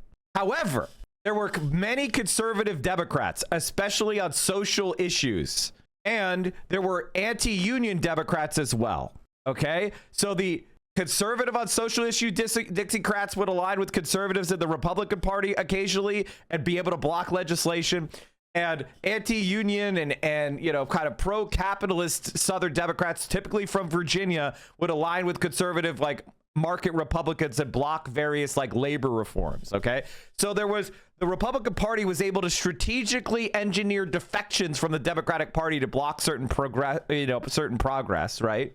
And the Republicans were able to get split ticket voters, namely people that would vote Democrat down ballot, but they would vote for a Republican president. And it was under this kind of tamed situation where the Republican Party was like a moderate Republican Party. And that lasted all the way up until 1976. Really, that's not true. It lasted up until Goldwater. Goldwater ran and went against LBJ. And he was part of this like libertarian conservative fusionism that was rejecting the moderate Republican strategy for a conservative, right-wing, conservative Bircher, bringing back some of the racist, starting to invite racists into the Republican Party. He got absolutely clobbered. LBJ won 60% of the vote. But it was that seed was planted of like, crypto-fascist, far-right, libertarian, deregulationist, right, conservative, right-wing politics. And that ultimately germinated in 1980, right, with Ronald Reagan. And Ronald Reagan began a realignment because of the oil crisis and the Arab oil embargo that destroyed the U.S. economy, caused inflation, the rise of Japan in competition with American industrial might, and the rise of Germany. The United States started to suffer deindustrialization, and the economy started to suck, and inflation was bad. Ronald Reagan came in with supply side economics and realigned the Republican Party and the American politics completely with a combination of various factors. Why am I bringing all of this up? Because the Nixon administration and the Reagan administration started to train their voters to reject academia, reject evidence, and reject media, mainstream media. They were all part of a liberal socialist cabal. And from that point on, And, you know, with what something called the Powell memo, billionaires and the rich, they started to develop alternative conservative media. So we're talking about talk radio. We're talking about networks like News Corp, the tabloid press, the eventually Fox News. And so conservative and Republican voters were taught, reject the mainstream. Just get your information from people like Rush Limbaugh. And do you see what I'm saying here? Is that the Republican Party built this alternative epistemic bubble. You know what I mean? And so they rejected mainstream media, but they also rejected mainstream institutions. And the Republican Party, as they rejected those institutions, was during a period where those institutions were becoming less and less popular because they were becoming more and more captured by capital. Funnily enough, all these institutions that Republican voters were being told to reject were actually falling into the hands of corporate control more. Institutions were being undermined, regulations removed, union labor was being destroyed, American jobs outsourced. And so Americans saw their objective material conditions deteriorating right as Republicans also rejected the media. And that's why they elected Trump first. That's why the populism on the right won first, because Republican voters were already trained to reject the mainstream media. So when the mainstream media and all the institutions rose in horror at the idea that Donald Trump might be president, if you were considering voting for a Republican or ever have been, you were already skeptical of the mainstream institutions. And so Donald Trump was able to win. Now, the problem is Donald Trump is a capitalist. His populism is faux populism. He doesn't give a shit. He's fighting scapegoats. He's fighting scapegoats for the policies that he implements, the consequences of which were completely predictable when they were happening. So Donald Trump does a policy, it causes tremendous damage, there are negative consequences, and so what Donald Trump does is he finds powerless scapegoats to blame. That's conservative populism or faux populism. Now, because the Democratic Party has been so ineffective at opposing Trump and the cognitive dissonance of the left of the Democratic Party establishment is so blatantly obvious to everybody. How could Donald Trump be a fascist, but we've also got to work across the aisle with Donald Trump? How the fuck does that calculate? It doesn't. And the kind of fever pitch of vote for democracy. Well, why did Democrats run on vote for democracy? Because they were opposed to their own populists. They were opposed to a material analysis. They were opposed to Medicare for all, free college, paid family and medical leave, free childcare, social and public housing, high-speed rail, Green New Deal, you name it. They were opposed to all those substantive policies because they would involve a redistribution of wealth and power from the oligarchy. And the oligarchy pours billions of dollars into centrist Democratic pockets and their consultants' pockets. So the Democratic Party elite was in opposition to their own populist movement, their grassroots. And they clung on to these institutions and hoped the money would buy them power. But fundamentally, whether a centrist Democrat wins or a Republican wins, the policies aren't changing. They have the same policies. Maybe the Republicans are slightly worse on everything, right? They're slightly more evil. Donald Trump is really ramping that up to be significantly more evil. But they're on the same wavelength. And the people have been trying to reject that wavelength. And it is now, only now, regular grassroots Democrats are rejecting the mainstream media like Republicans have for 30 years because they finally have alternatives like me, like Hassan, like Cenk, like Democracy Now! All these, they're seeing foreign media. They're able to see a perspective that isn't just what the powers that be want them to see. They're able to actually form their own arguments. And the difference between the left and the right is we're not anti-intellectual. I am an evidence-based socialist. I look at the policies that work. I look at the situations and I look across the world. I do what's called comparative politics and comparative policy making. I go and look for places that have had similar problems as we do, who have solved those problems, and I look at the policies that they used, and then I advocate for those policies to be brought here. It's an empirical approach. And so what I'm trying to say is, yes, this is the first time, truly the first time, that Democratic base voters are rejecting the establishment media. And that's why they're trying to buy off TikTok. That's why they're trying to shut me down. That's why they're trying to shut Hassan down. That's why they are spending so much money on trying to control Twitter, trying to control TikTok, fucking with the YouTube algorithm, because they don't want a left populist alternative to rise. It's why they were all mauling over Zoran Mamdani's TikToks. And so Cenk is right. Mainstream media is the opponent of the left. The problem that Cenk has is Cenk has a very surface level analysis of politics, and he's pretty incurious. And he relies on his own gut way more than like evidence, and it's bad. And that is, quite frankly, not a very good as a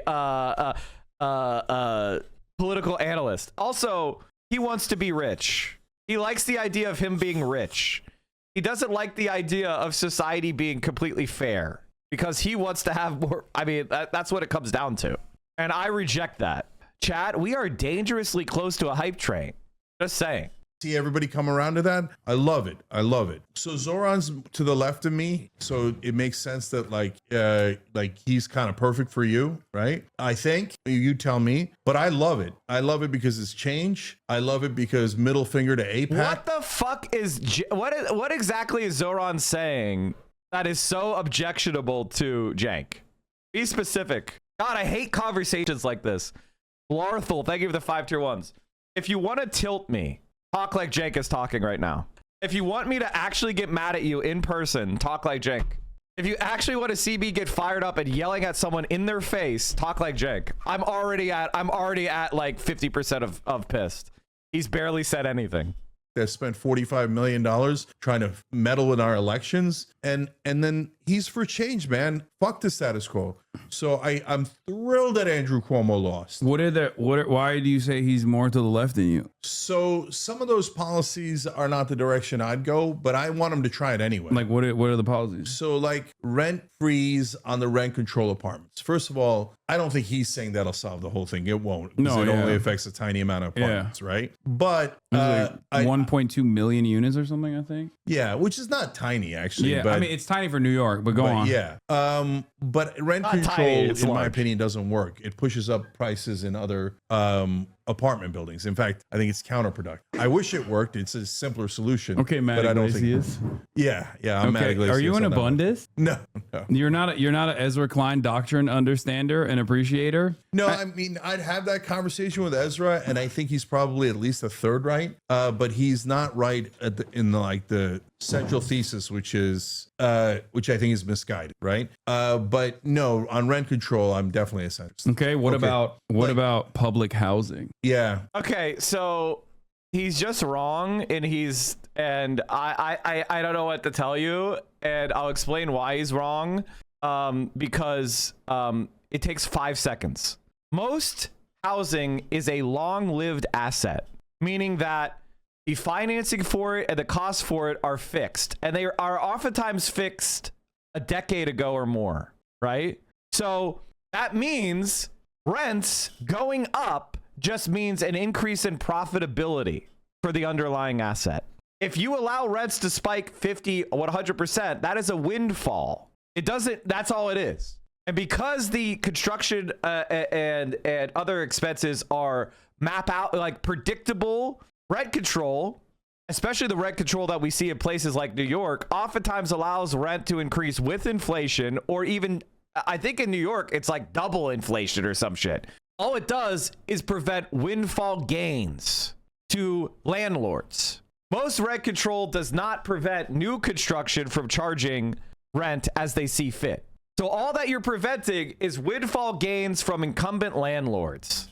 If anything, rent control could oftentimes incentivize upzoning and upscaling property, because unless you build a new building, you're not able to charge higher rent. So like, this is just not true. And as far as rent control not working, I'm sorry, but you know who's had rent control for fucking over 25 years? It's a video we've seen. It's a city. It's a little place. For housing purposes must be taken up by subsidized dwellings. This caps rents and safeguards that affordable homes will continue to be constructed across the entire city, and again, ensures a good social mix all over Vienna. All these measures provide for an adequate supply of good housing in Vienna, as well as the rest of Austria. Last but not least, these benefits contribute to Vienna being continually voted the city with the highest standard of living in the world. Vienna was ranked as the most livable city worldwide 10 times in a row. This is a city with rent control. I want you to understand this. This is a city with rent control. Rent control doesn't work, Jake says. What about building robust socialized housing as a way to boost the number of available units and as a way to deflate the existing housing? The worst part of Vienna is that they don't have legal weed. Feels bad, man. Germany has it though. Market and the prices. So shit, we have a hype train going on. Obsidian 84, thank you for the 5 gifted subs. Wildman Willie, thank you for the 5 gifted subs. And Blarthul, thank you for the 5 gifted subs. I appreciate all of you. El Moco, thank you for the tier 2. You guys are the best. And Jace, thank you for the tier 2. Solidarity, brother. We've done public housing terribly in the past. We've done public housing in rare cases pretty good in America. Like a Tom, thank you for the 20.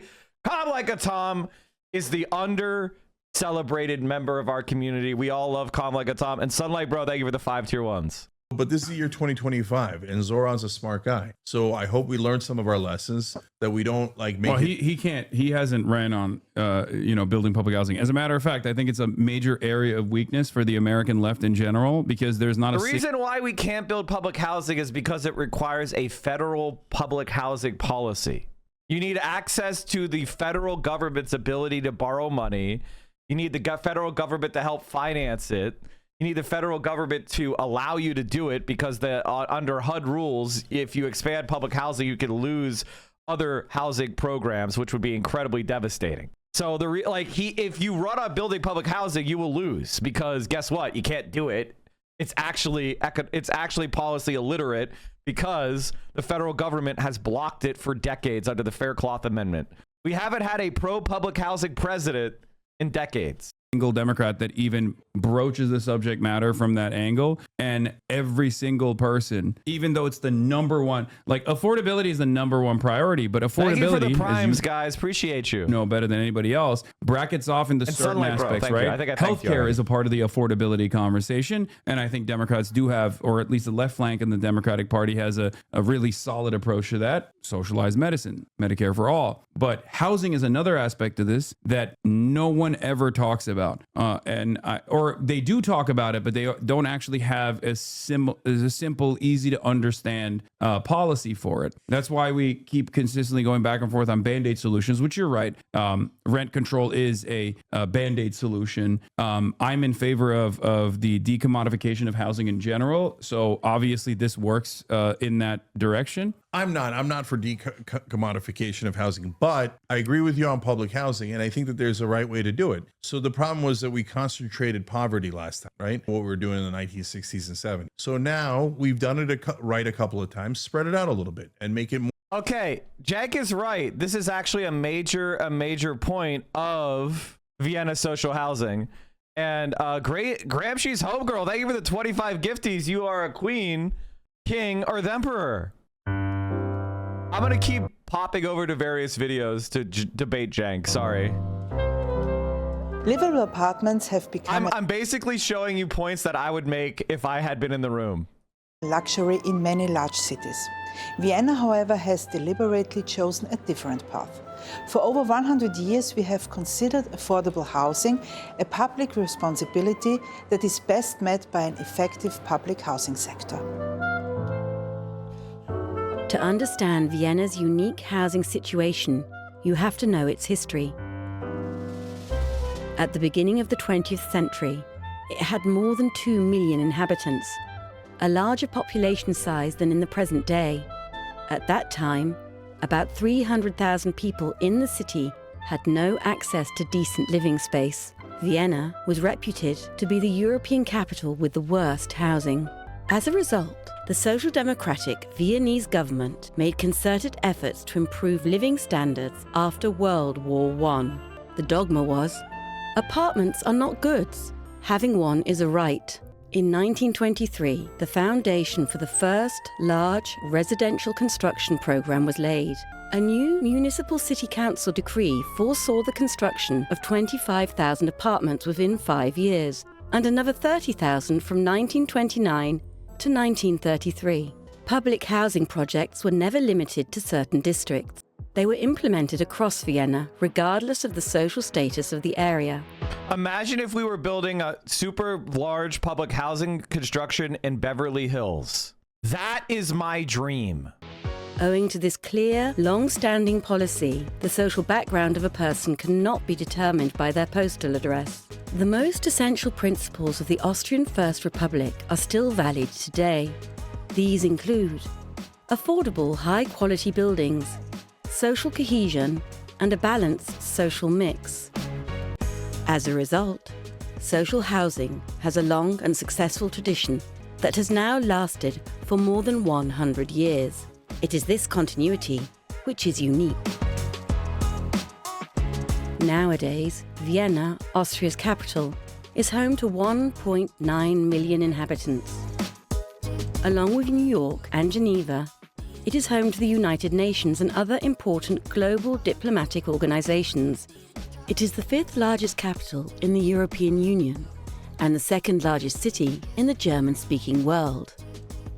Today, more than half of all Viennese live in subsidized apartments. These housing complexes are spread across the city, ensuring a positive social mix in each district. And that's what I want to see. So I'm agreeing with Cenk. That's what Vienna did. Of the decommodification of housing in general. So obviously this works in that direction. I'm not for decommodification of housing, but I agree with you on public housing, and I think that there's a right way to do it. So the problem was that we concentrated poverty last time, right? What we were doing in the 1960s and 70s. So now we've done it right a couple of times, spread it out a little bit and make it more mixed housing, but it at least creates more units, helps supply and demand in bringing down, in creating higher supply, so bringing down prices. So there's a lot of logic in it. Yeah, but he's not advocating for socialized housing, but I do think that this is the next initiative. If the Democrats actually do have this robust left flank movement and start unseating establishment Democrats and put forward thank you guys for all the support. You guys are the best. I hope that there will be a more united message on that, where people will approach the subject of housing in a similar vein. Where they do talk about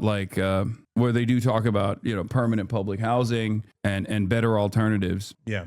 So the other thing that I don't necessarily agree with, could a socialist state governor of a large state like New York State or California build socialized housing without the federal government?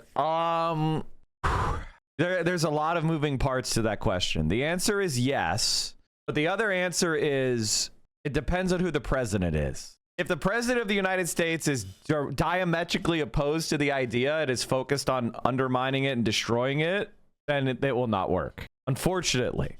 If the president is supportive of it, then it would work really well. I think a lot of people are very unsatisfied with answers like that because it seems like I'm saying great man of history shit, but I'm not. I'm talking about how the institutions would respond to the effort. If HUD is trying to fucking fuck it up, if every federal, if the president is trying to defund your state's, social housing funding, if he's coordinating with Wall Street to ruin your state's credit rating so you can't borrow money, then yeah, it's going to probably be pretty hard. If the Supreme Court is declaring your shit illegal, that's going to be pretty hard. But if the president is supportive, then yes. I want him to. Oh my God.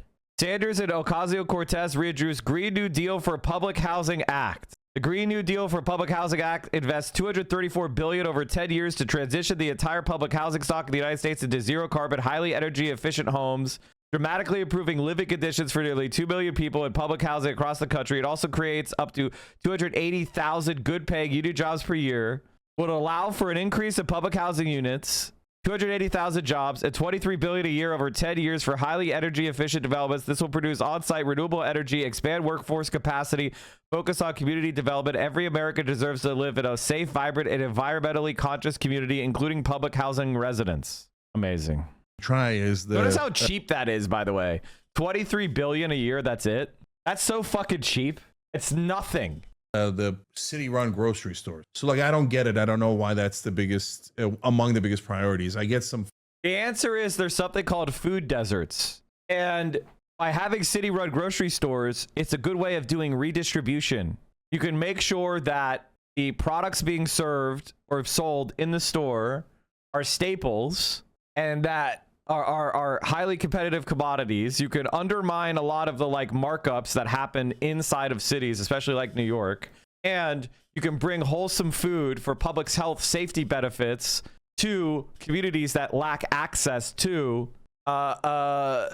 things like produce. Food deserts, I get that there's some some more high density minority areas where it could be helpful, but I don't know that was a big pressing need, but I want them to try it. I want them to try the free bus. I'm not going to lose it. It's not a pressing need to make sure that dense minority communities have access to grocery stores that are of high quality and provide wholesome food. That's not a priority to you? And if it works, great. If it doesn't work, so what? So why do capitalists hate government intervention in the markets? Because they don't. They love capitalist intervention in the markets. They just want the capitalist intervention to help them. At the prices under what they consider as market conditions. So basically, I think the way this would work, it's a pilot program with no assurances that it'll be 100% successful. But I think ultimately the goal there is to try and drive down profits with much better, much more affordable groceries being sold, because there's a bunch of different things that you don't have to pay for, like licensing and things of that nature when you have the government-run grocery stores. So therefore, the goal is to drive down prices for other grocery chains, specifically like the big retailers, I think, like big grocery chains in general. Yeah, let's try it, see what happens. Yeah, also, they do have it. I mean, it's the commissary in the military, right? Which the Trump administration is trying to privatize right now. So, look, if you're on the right and you're like, oh, you just want to just try it? Yeah, because that's how we learn, right? Well, that's how so many people voted for fucking Donald Trump. Oh, I just want to try it out again because we got to shake up the system. Yeah, and the states are supposed to be, laboratories where we experiment. And by the way, some of the rights say, would it be a violation of Faircloth if local or state government gave money to a nonprofit NGO for building houses? No, I don't think so. What I want to see is a federal program for co-op construction or limited profit construction. And then I want land banks. So I would want to, I believe that, like, if I was, doing housing policy in Los Angeles, what I would do is I would look for abandoned commercial property in nearby transit locations. So, like, for example, an abandoned Taco Bell that was just sitting vacant, and I would take that land and then I would build a dead social housing construction on it. I would just I would start seizing blighted commercial real estate and to make it into a land bank. And then I would try to set up a co-op system where in combination with government provided loans, people could give they could put like a financial contribution to become part of the co-op, right? And then there would be a co-op design board, and there would be vetted contractors, and there would be, competitive bids, and we'd set up basically a clearinghouse of social housing construction, where it would combine government financing to keep rates low, plus some input for the co-op members, and then a, either government run or government coordinated construction industry. And I would just start building. And I would basically, the reason why it would be economical is the land we would take. We would take the land for like nothing. We would make being commercial real, we would make it illegal to have blighted commercial real estate, and we'd make the fine whatever the market value of the fucking real estate is, and we would start prosecuting absentee landlords. It's land speculators, and we would start taking their land. That would be how I would operate. Now, would that make a lot of people very angry? Would I get assassinated? Yes. Can you name it? Some guy on Fox was like, can you name any time that they made something public and it worked better? Like a bank in North Dakota. They created a state bank. It worked great. Municipal utilities. Yeah. Literally almost every single time the municipalities. Chattanooga's fucking ISP. That's like the best internet in the country is in Chattanooga.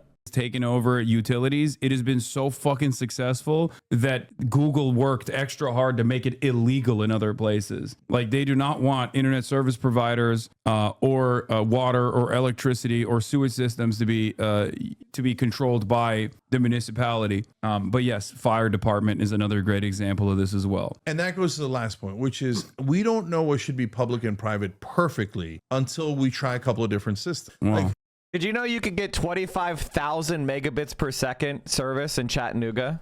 Not 25 megabit, not 2,500 megabit, 25,000, 25 gig. theoretically, you know it a little bit better. If you study other countries, you'll have better examples, etc. But like the fire department used to be private, and that turned into a disaster because if you're... I got an idea of what should be public and what should be private. Yeah. You know, I think most of it should be publicly owned. Yeah, and I think most of it should be privately owned. That's crazy. But that's okay. Well, you're living in it. It's America. No, it isn't. It isn't. So, okay, now I'll make an argument that I'm a better capitalist than anyone on the right. Okay, let's hear it. Because the capitalism is all about free markets and competition. The problem is that right now, what the Uniparty is in favor of, what almost all the Republican politicians are in favor of, and what a lot of the right-wing guys... Okay, here's the thing about markets and capitalism in general. As you could see in China, they have what's called involution, which is when prices are going down because competition is so fierce. The reason why they have involution is because the Communist Party doesn't allow monopolies to form. It doesn't allow for incumbents to do anti-competitive practice. It forces the capitalists into a fucking arena, a blood arena, where they're forced to compete against each other. And anytime there's a natural monopoly, the state takes it over for the benefit of the country. And so the capitalists are all bleeding to death inside this hyper competitive arena while the rest of the people are just sitting back, looking down and going thumbs down as various companies fail for sucking. And only the most fit and hyper effective firms emerge from that competition. That's why in China, prices and affordability improves every year. Whereas in the United States, it's the opposite. We choose a company, we pour billions of dollars of government subsidies into it, and it charges monopolistic rent. Tricked for a long time into being in favor of is corporatism, right? So this is unregulated capitalism, which then leads to corporate rule. Corporations capture the government. It's the natural inclination of every company to become a monopoly, and that's right, and I'm actually agreeing with you. So what happens is if you don't regulate capitalism, it inevitably becomes corporatism. So Chinese communism is more democratic than Western democracy. Okay, first of all, the way you're framing that is already propagandistic. We don't have a democracy. And I'm willing to say that in China, they don't have a true democracy either, in the sense that of like everybody just, runs the government. It's not direct democracy in China, right? And it's not direct democracy here. And in fact, in America, we have an anti-democracy because we have institutions like the United States Senate that give Wyoming as much power as California. That's not a democracy. There's no way to describe it. It is a fucking creaky 18th century pseudo-republic, okay? And it sucks. And that's why it can't do anything right. It is a oligarchic dictatorship of the bourgeoisie. China has a government where if you want to be involved in politics, you have to be interested in politics and educated on politics. And you have to compete based on merit. That's the Chinese understanding of how politics should run. In America, it is, can you take enough bribes to spread enough propaganda to a few rubes, then you get power. What is the solution to the Senate problem? Abolish the Senate or make it proportional to population. I think there should be, if you want to have 100 senators, they should be redistributed according to population. Even that would be incredibly unfair, but it would be better. Like, I personally think it should be abolished. It should be like the House of Lords. It's just like an honorific. Like, you get elected to the Senate as kind of like, a public thank you for your service or something. If you don't regulate capitalism, it inevitably becomes corporatism. And corporatism is the exact opposite of capitalism. It tries to destroy free markets, destroy competition, and become a monopoly, right? And it does it mainly through government capture. So Adam Smith was right. You have to guard against monopolies. You must regulate. If you don't regulate, then capitalism will turn into corporatism and destroy free markets. So that's why that position is more ideologically But you're not in correct. favor of that for healthcare. No, that because capitalism means by definition a mixed economy, right? There is no non-mixed economies. The military's public, police are public, fire is public. And so when you go down the list, healthcare is perfect for public. Healthcare insurance is perfect for public rather than private. Why? Number one, like fires, viruses spread. So whether your neighbor is healthy or not is relevant to you. Number two, it's a combined pool, makes it a lot less, more efficient. And then most importantly, if you put a profit motive on denying healthcare, which is your cost, they will deny healthcare to their maximum ability to maximize profit. So then you've literally built an industry that is better served by more people, right? So, and that's why over 70,000 Americans die every year because they don't have health insurance. That's among the reasons why. And way more die because their insurance didn't cover the thing that they had because we privatized it. It's actually mental to privatize health insurance. It's just as dumb as privatizing cops or even worse, the fire department. I mean, I feel the same way about housing in general. Like, I don't think it means that it has to be like gray, brutalist architecture and city blocks. There are plenty of examples from Singapore to China, all the way to Austria, Vienna, where socialized housing runs supreme. Even in Hong Kong, as a matter of fact. And I was actually surprised to find this out, but I believe it's like 52% of everyone living in Hong Kong actually live in government housing. But that also has a major benefits cliff. So that actually keeps wages relatively low or people unemployed in an effort to make sure that they're still in government housing, because every house that is not owned by the government, that is not public. One of the things that's really good about Vienna is if you qualify for public housing once and you move into public housing, you get to stay there no matter what happens to you in the future. So they don't create an incentive for you to like restrict your income out of fear of losing your housing. You keep your house. If you qualify for public housing one time and you move in, you get to stay. And that's how it should be. Public housing is so unimaginably expensive. Like the price difference is like $300. Let's say the price difference is like $300 for government housing versus like $7,000 for a private unit. Like the cheapest private unit is so much higher that people would rather just like be unemployed than to actually get like that fiscal cliff would not exist under a universal program. And if people wanted luxury housing beyond that, they could choose to spend all the extra. That's what Vienna does. Vienna basically says if you are really well off, you have the right to have a super luxury. You could start pursuing the high end market. And by the way, capitalists love that because you know where they make all their money? You know where capitalists make their money? In high margin luxury shit. That's where private development will continue to operate. Capitalists do not want to build for the bottom end of the market in housing because it's too risky. So if you have the government providing the vast majority of workforce housing and housing for most people, the elite can focus and developers can focus on that high end shit where they still make money. So you end up having that high end production. So many YIMBYs are like, oh, if we do high end housing, it'll trickle down. Well, in Vienna, they still get that trickle down because you're allowed to build a high end. There is some private action happening for the ultra high end. They still have a high end for the richest people who want to get their crazy fucking mansion or whatever, but they pay taxes for that. Right? They already pay taxes for everybody to have housing. And by the way, do you know what the tax program costs are for social housing in Vienna? Do you know how much taxes they pay to make sure that they have social housing for 60% of people? The answer is a 0.5% income tax. Half a cent out of every dollar. That's what it costs to fund Austria's housing system.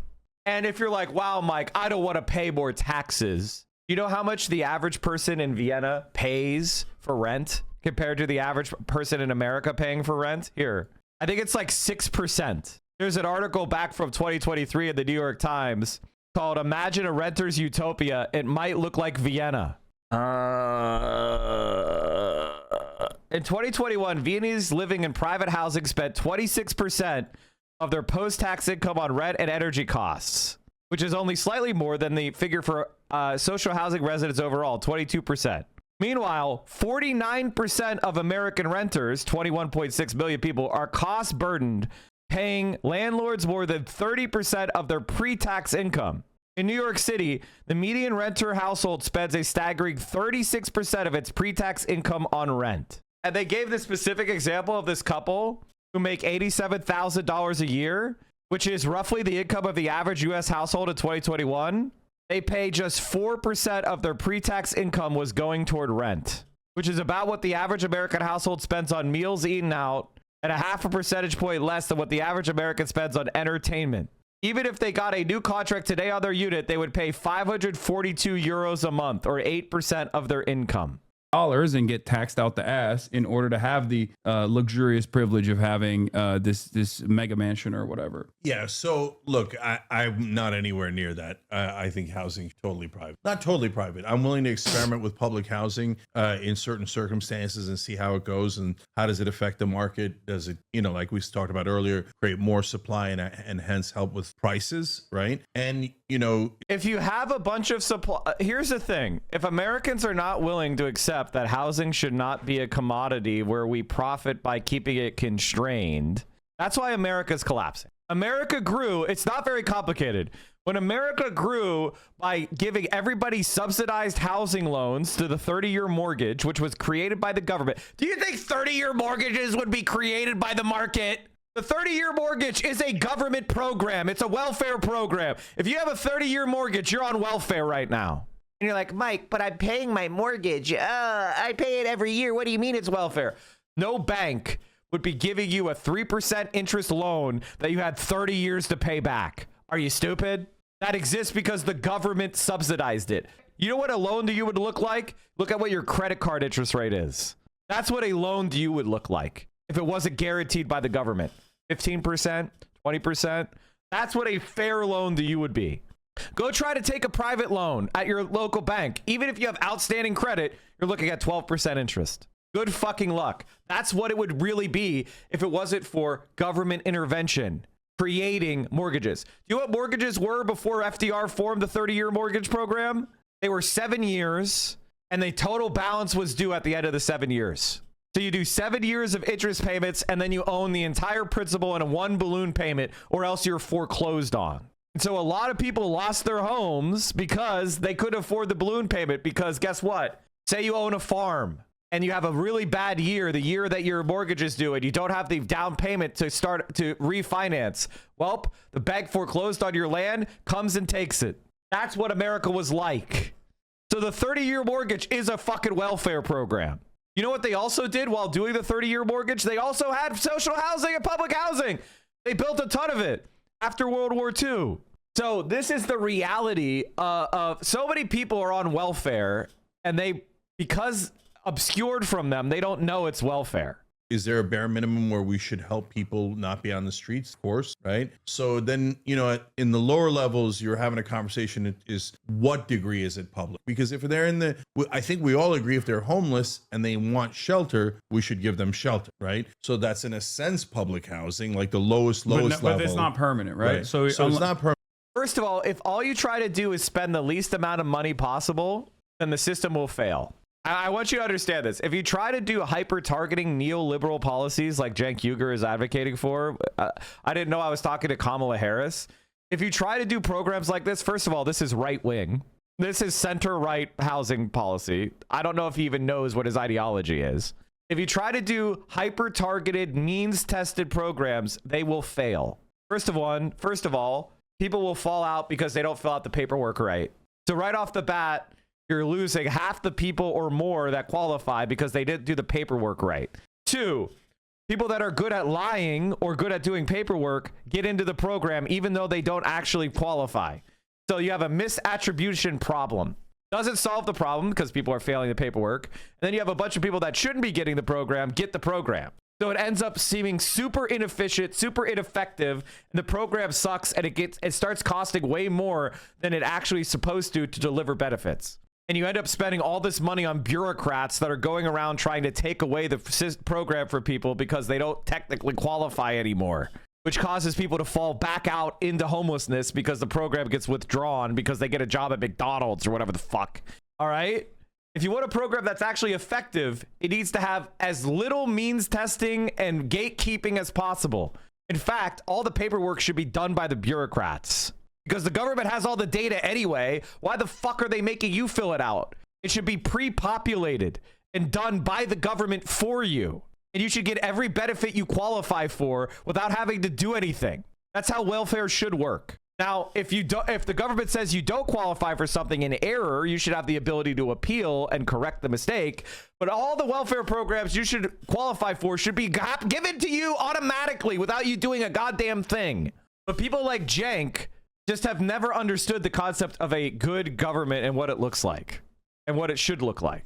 Permanent. But I'm just saying that at the lower levels, by definition, you have to have some sort of public housing. Yeah, you're saying like you have to have some sort of permanent public housing for people who just like literally have no other option. I think that that's a possibility. Yeah, right? okay. And so, but the minute you get into the middle class and beyond, you got to have a normal market, I think. Why? Why do you think so? Like, what do you think are the downsides of public housing? Anytime that we like I do believe in the markets. So if you're going to have public sneakers or burgers or jeans or even houses or cars. Okay, there's a difference. Okay. One is clothing versus the other is shelter, though, right? Like you can have a Okay, the thing about clothing is it's an extremely competitive commodity and it's inexpensive. And that's where you have plenty of substitutes. And it takes very little productive effort to be able to afford clothes. And people are willing to give clothes away far greater than we have a hyper productivity of clothing. Most clothing it makes money because of fashion. It doesn't make money because of the costs of the fibers or whatever the fuck. Okay. So we have a hyper abundance of clothing because the productive capability of human beings on clothing has reached a post scarcity level. So you don't need government to redistribute clothing. That's a different situation than the natural monopoly of a housing construction. Private market or a free enterprise for small businesses, for or even for certain goods that people are offering. And but when it comes down to the things that are necessary for survival, I'm a believer that the profit incentive creates a negative experience for people that simply need to get this thing to survive. And I think it would make the public overall much more productive. And the same goes for education. Same goes for housing, and the same goes for like basic necessities such as food. Even though there can obviously still be a private market on top of that. But it seems like you're saying all for like the bare necessity, which then makes more sense. Like at the higher levels, you're going to let wealthy folks buy whatever house they want, right? Yeah, I mean, but again, that needs to come with a cost, so it's not as easily accessible. Why? Like the reason why I went back to Singapore as an example is because like it's tiny, right? And there's not a lot of cars. And from what I understand, like in order to get a car in Singapore, you have to be incredibly wealthy. And the reason and the government has already made it so easy to use public transit or to use bicycles and numerous different methods of transportation that are not only cost effective but also much more viable for climate change, right? Avoiding ecological disaster. So the way that it should work, I think, is that if you want to get a car, you have to get like penalized for it, basically, in that structure. And the same goes for wanting luxury housing. I see housing as a necessity, and homes are for living in it rather than a speculative asset in the way that it works in the United States of America.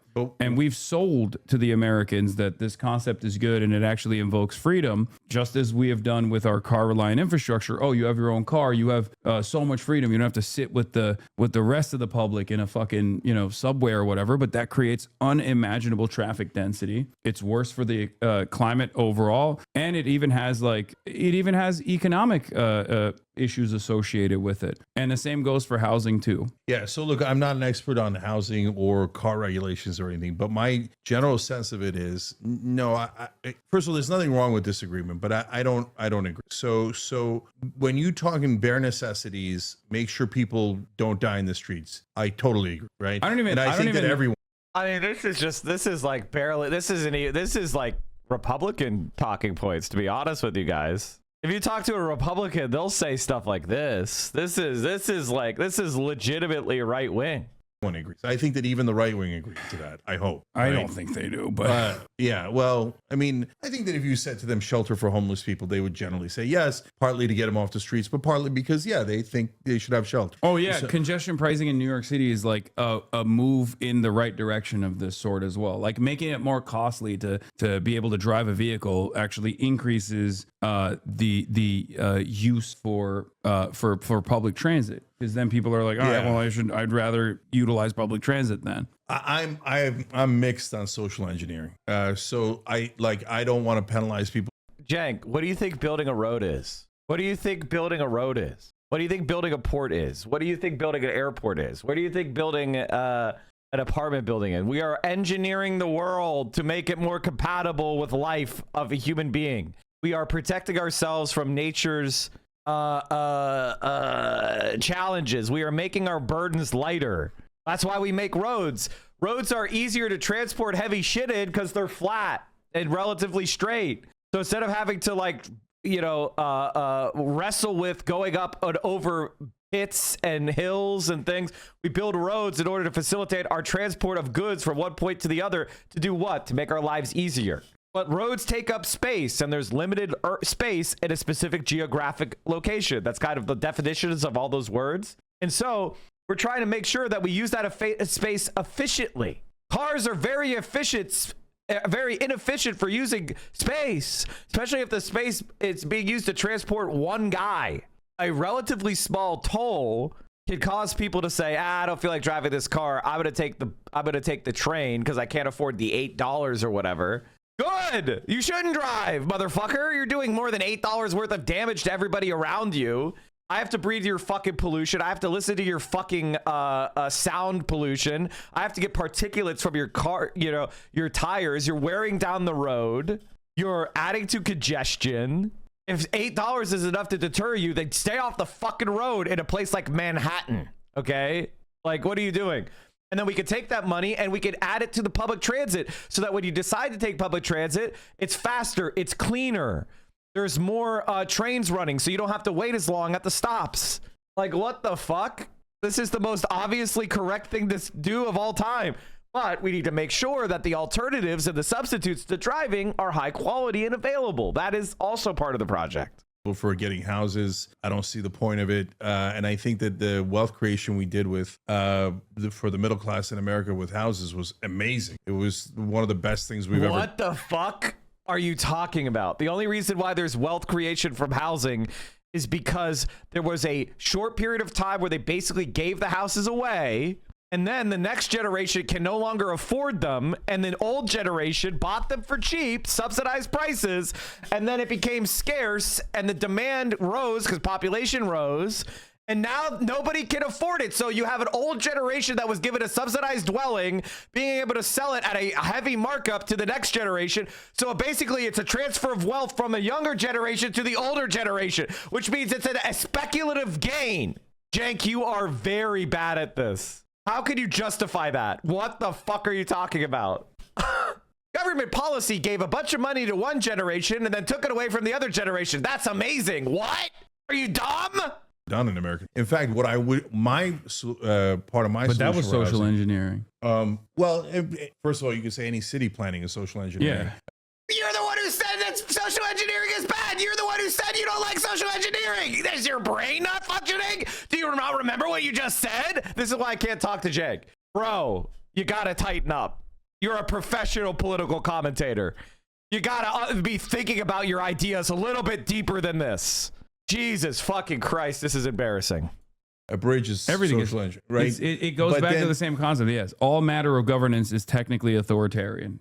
No, you could agree, and once you agree, then you execute, right? Yeah, but so it's centralized. but there's at still the, gonna at be the people that last don't point agree. of contact, right? Yeah, no, but people are still always going to disagree. It's just that it's for the disagreeers that's technically authoritarian. We're stretching the definition of authoritarian because the authoritarian is one person controlling everyone. So look, guys, you do government planning to set up a city for sure, no question. You need some degree of public everything, right? But then once you get into trying to, get into the pricing of things, that's where I'm out. I think the market should set the price for people that are in middle class and above, for sure. Then the question is, where's the cutoff? And that's a legitimate question to have. Part of my solution for housing is we have this populist plank, and the Rebellion PAC candidates sign on to it. And what that is in that case is we ban private equity from buying residential real estate. So, and the reason we do that is because when they buy the homes, they're driving up prices because they're limiting supply, they're increasing demand. By definition, prices are going to go up, and they have made pricing go up tremendously, right? And there's no reason why bankers should be allowed to own private residential real estate, and it destroys the wealth creation for the middle class in America. They had shared laundries, state-of-the-art kitchens, food co-ops, bathhouses, pharmacies, lecture halls, schools, and swimming pools.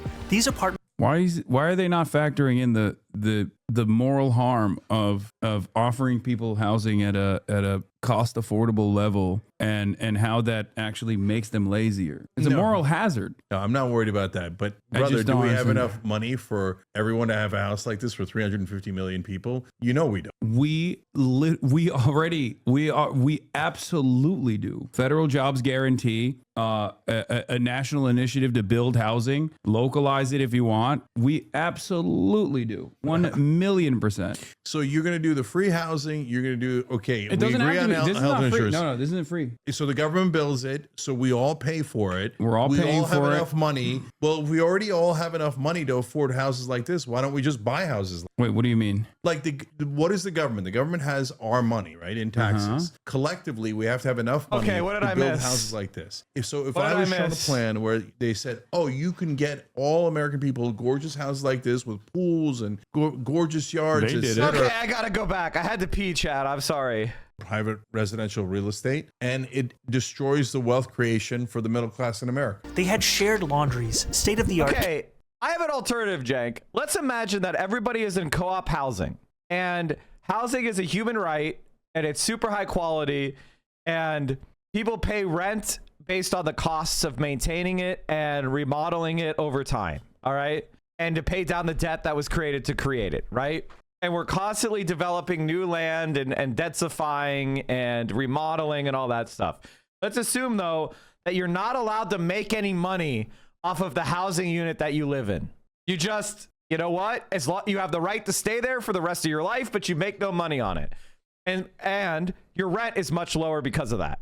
You know what you could do to build wealth, Jank? You could buy a fucking stock or a bond or some gold or whatever the fuck. You could actually invest in starting your own small business. Except housing is now provided to everybody as a right and is high quality, and no one's making money off of it as far as like from speculative gains. You can make money off housing by providing it, by building it, by maintaining it. That's a way that you could make money. But like just holding it is not a way of making money. Why is that bad? Because many countries around the world, they have large sectors of their housing market just like that. And it seems like they're modern countries. So tell me, what's the problem here? Can you imagine having an apartment that has a dentist? That the kindergarten is literally in the same building? Food co-ops, bathhouses, pharmacies, lecture halls, schools, and swimming pools. These apartments. Why are they not factoring in the moral harm of offering people housing at a cost affordable level and how that actually makes them lazier? It's a moral hazard. No, I'm not worried about that. But I brother, just do don't we have understand. enough money for everyone to have a house like this for 350 million people? You know we don't. We absolutely do. Federal jobs guarantee, Okay, now listen. When you talk about Red Vienna, it's like, well, they started it in the 1920s. People be like, oh, that was so long ago. It's in black and white. What about how about it in color? Okay, this isn't the right one. What happened to this video? No, this isn't it either. Did they get rid of the video? Oh my God, did Channel 4 delete it? Oh my God, they may have actually done that. Oh wait, okay, someone uploaded it. Yeah, this is somebody. What the fuck? Here in Vienna, 2/3 of its citizens live in subsidised social housing. But in the UK, less than 1 in 10 live in a council house. And not only that, the quality and style is simply out of this world. So is this what you think of when you think of council housing? This is Alt Erla, a social housing estate on the outskirts of Vienna. It may look like tough, brutalist architecture, but actually, it's humane, caring design of the highest order. What happens in and around these pioneering buildings is nothing short of breathtaking. Oh, wow. Look at that. They've even got an indoor swimming pool as well. They have nurseries, schools, and tennis courts all conveniently on site. I can't quite believe this. This is about long-term thinking, allowing people to put down roots, giving them stability. I mean, just imagine if I proposed a high-density council housing estate, loads of swimming pools, indoor and outdoor, clubs, play spaces. I'd be left out of town because everybody would say you couldn't do that. Or worse still, they'd say that the state couldn't. That's literally jank. Literally jank. National initiative to build housing, localize it if you want. We absolutely do. 1,000,000%. So you're going to do the free housing. You're going to do, okay. It doesn't have to be. This is not free. Insurance. No, this isn't free. So the It doesn't government have to be free. It just has to cut out all the middlemen and speculators and banksters and fucking landlords. And then it goes into how much does it cost for the materials? How much does it cost for labor? Okay? That's the value of your rent. Not what does the landlord get to speculate and profit. Not what does the banker get to charge interest rates on it. It is what is the materials and what is it to labor to put it together and maintain it. That's the cost you pay. And guess what, chat? It's like fucking half or less of what your rent is today. Because most of what you pay in rent is going to the capitalist class, not to people that are actually putting the sticks together and installing the plumbing and painting the walls or digging out the fucking iron and smelting it to steel beams. Most of the money's going to a fucking capitalist sitting on their fat fucking ass. It, so we all pay for it. We're all paying for it. We all have enough money. Well, we already all have enough money to afford houses like this. Why don't we just buy houses? Wait, what do you mean? Like what is the government? The government has our money, right? In taxes. Collectively, we have to have enough money to build houses like this. If I was shown a plan where they said, oh, you can get all American people gorgeous houses like this with pools and gorgeous yards, etc., right? How'd they do it? Because they had enough money. For whatever reason, they had enough. Austria, after losing World War I and their empire breaking up and having to pay fucking reparations to the other fucking powers, had all this money lying around. They lost their fucking empire. Their empire got shattered. They lost the government. They had declared the Austrian Republic. They threw out the fucking monarchy. They were completely broke. They just lost World War I. What the fuck are you talking about? It used to be Austria-Hungary. It was shattered. What the fuck are you talking about? They were completely defeated. They were completely broke. That's when the socialists won. What the fuck are you talking about? Enough money at that time to be able to do it. I feel like they may have had. And by the way, that was in the video that he showed him. That was in the fucking video that he showed him. Including modern-day Austria, and about 100 years back in time, to take a look at just one example of how an alternative housing model got started in beautiful red Vienna. At the end of the First World War, the Austro-Hungarian Empire collapsed, leaving behind a number of... Do you see how their empire got destroyed? It literally is in the video they watched. Like you can see they're further along in the video than I'm playing. I'm just playing it to demonstrate to you guys because I think this is edited down to be shorter. And like it literally explains they lost World War I. And then they got shattered. Successor states, including modern-day Austria, home to the former imperial capital of Vienna, the 5th largest city in the world. Despite being the seat of an empire, the chaos of the war and decades of neglect had left the working class of Vienna in desperate circumstances. Inflation was rampant, jobs were scarce, social services were non-existent, and hundreds of thousands of people were crammed into decaying tenements where overcrowding, disease, and violence were rampant. So it's no surprise that in 1919, at the first elections ever held in Austria where all adult citizens could vote, the Social Democratic Party swept into power at the municipal level on the promise of dramatic social and economic reform. And they delivered. The new government of Vienna implemented a huge range of services, including public health care and public child care. They built high-quality hospitals, schools, and recreational facilities. But their crowning achievement was an ambitious program of social housing, what Americans call public housing, that began in 1923 and saw 60,000 new apartments constructed in the first year of its existence, built by the government and financed by taxes on the rich. But these weren't the kinds of apartments you might picture when you think of public housing in the United States. Drab high-rises plagued by chronic neglect and underinvestment. Residents could enjoy leafy courtyards, wide-open spaces, and plenty of natural light. They had shared laundries, state-of-the-art kitchens, food co-ops, bathhouses, pharmacies, lecture halls, schools, and swimming pools. These apartments were designed to be both beautiful to look at and beautiful to live in, fostering a sense of shared community among the people who lived there. And the best part was that because the city didn't have to worry about making a profit, just about paying off their maintenance costs, these homes were both much nicer and much cheaper than what workers had previously known. That is the part of the video they were in where they were showing the pools and shit. Like, I think it's up here. Like, the idea that Austria in 1919 was rich is one of the dumbest fucking things I've ever heard in my life. It actually is shockingly stupid. You're supposed to be educated. You're supposed to be educated. You're supposed to know what you're talking about.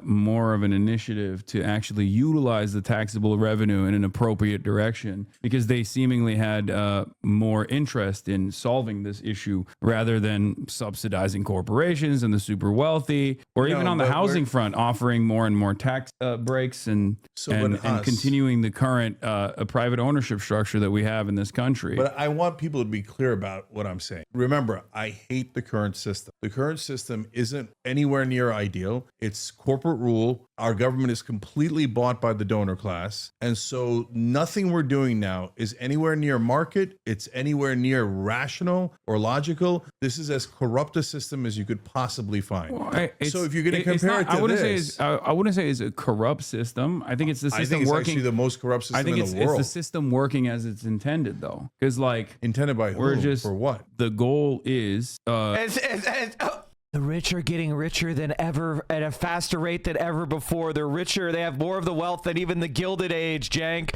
It's working really well for Elon Musk. Have you seen his wealth numbers go up? Have you missed it? Did you miss that the wealth is concentrating in the hands of fewer and fewer families? Have you not figured that out? That's working really well for them. Yeah, society sucks, but they don't see it. They're in the fucking gated community penthouses. Working for who? The rich, dummy! I'm sorry for saying dummy, but what else can you say? The owners are owning more, and you are getting less for labor.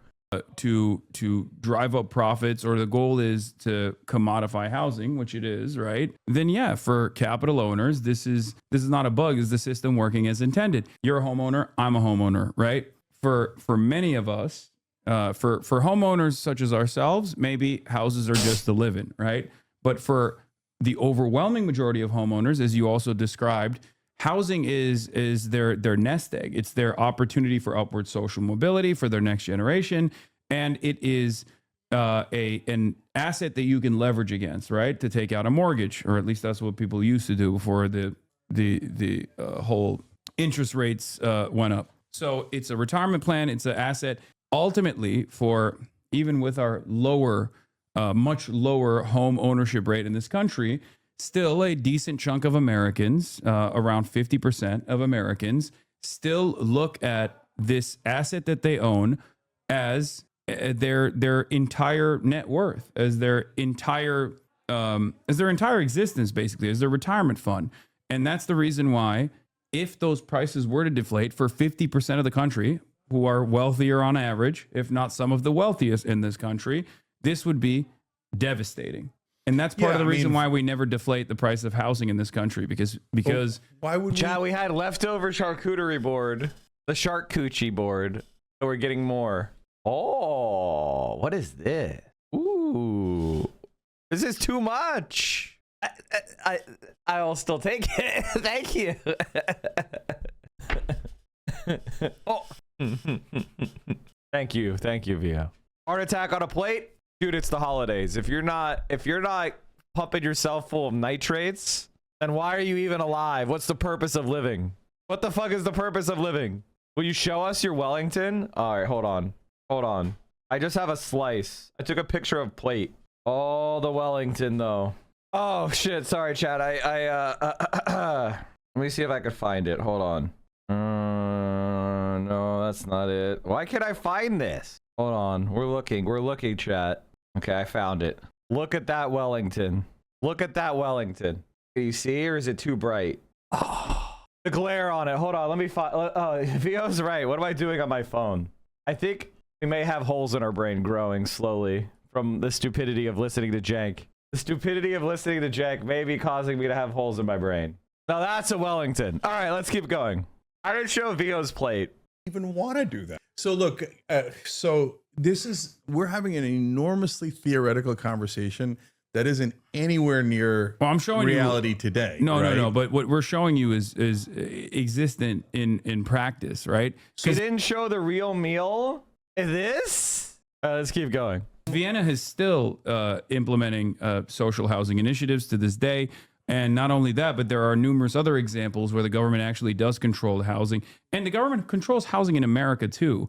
We just do it through property tax rather than just like having direct ownership over land leases like they do in Singapore, for example, or like they do in China, for example. And then on top of that, they control flows of capital in China. But Haas, do you see Jake what is saying 100 years of actually existing Vienna policy is theoretical.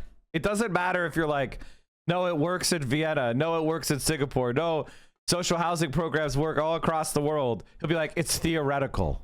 I'm saying by how theoretical it is, because first we got to get money out of politics so we can get our government back. Like that's step one, and we're not anywhere near step one. Once we get past, I don't disagree with you on that. I do think that that's something that needs to happen. But if we're talking about a world in which, because like you're not moving the needle in a more realistic direction, neither am I in that situation, because like we both agree on that issue, and that's a major hurdle. And we're not talking about that major hurdle right now. We're talking about a world in which, like, if you had the opportunity to make this grand design, which direction would you try to move towards? And this is what I'm saying.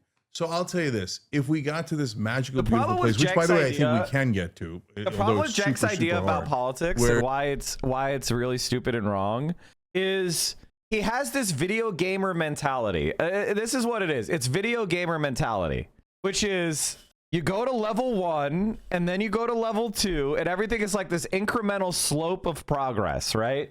That's not how things work. If I could overturn if I have such a majority of people that are in favor of tearing down our political financing system in favor of something that's more democratic and checks power, then I've already won, and I can do all the other shit at the same time.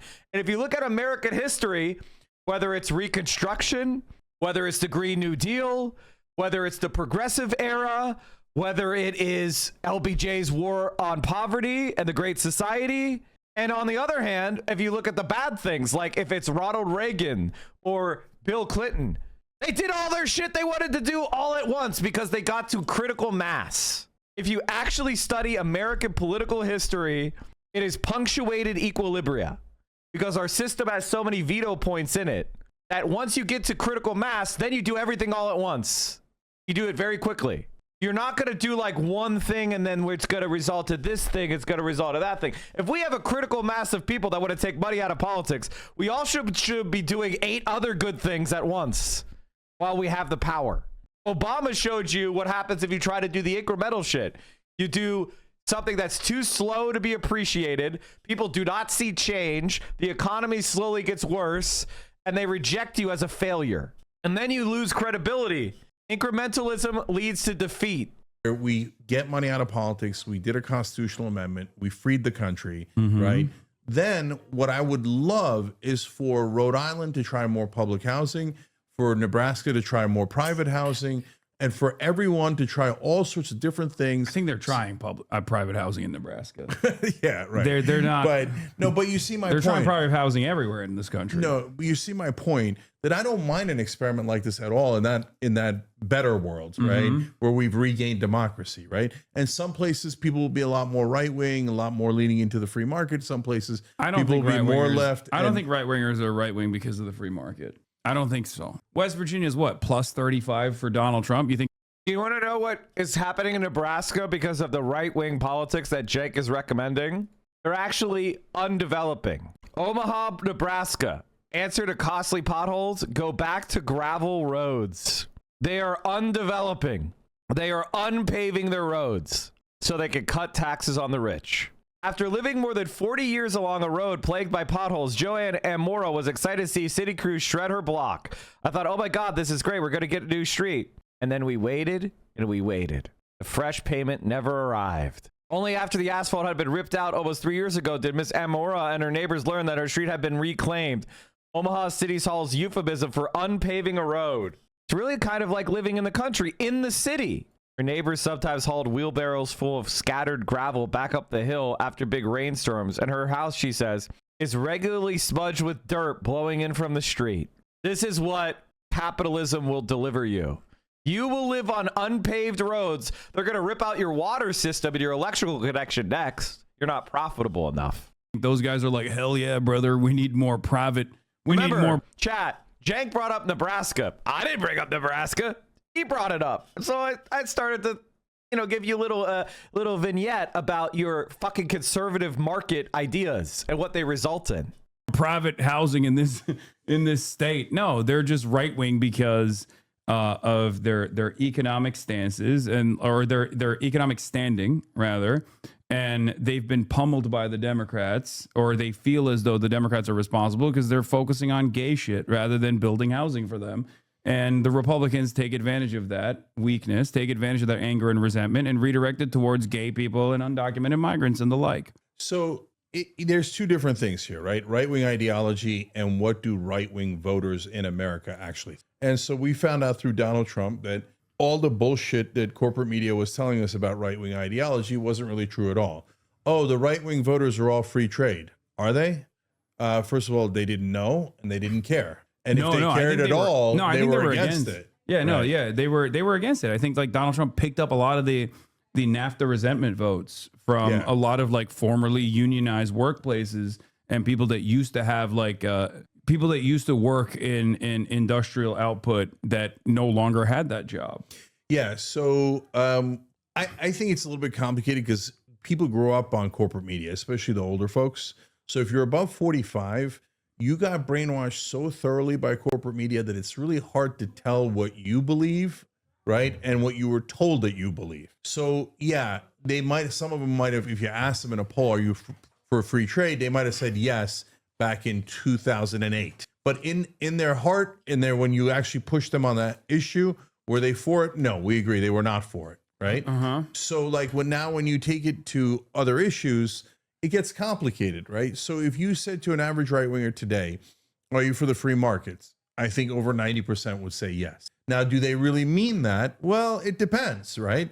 First of all, what free markets are we talking about? We don't even have free markets. We have this, government capture by corporations. So we don't have free markets for drugs at all. We literally can't negotiate prices. It's the least free market there is in the world, right? So okay, so then it gets super complicated as to what they mean by free markets. But overall, I take your point that they're not ideologues in that way. Like if you give them a nice populist program in West Virginia, they're going to say yes. West Virginia is not right-wing. West Virginia is populist. Same with Kentucky. I always say the racists need houses too, and they need healthcare too. And if you give them houses and then you say, hey, like you're going to have a house, but cut it with this racist shit, they're probably going to be like, okay, I like that. I would rather have a house than be racist. There will be some. Well, look, there will be some who will say, no, I actually do want to keep being racist. But ultimately, it's class first politics for that reason. Listen, I'm not opposed to it. In fact, I think that we should study every model out there. So we should study the Finnish education system. We should study the Norwegian prison system. We should study how they legalize drugs in Portugal. And they're not all Okay. Studying is what you do before you have power. Anyone with a library card can go study. Okay? You want to study? Go study right now, Jake. What are you waiting for, bitch? Go down to the Las Vegas Public Library and grab a book off the shelf, motherfucker. What are you waiting for? Go study. We should be talking about a program. It's politics. If you elect somebody to study something, you're a fucking idiot. Your job is to know.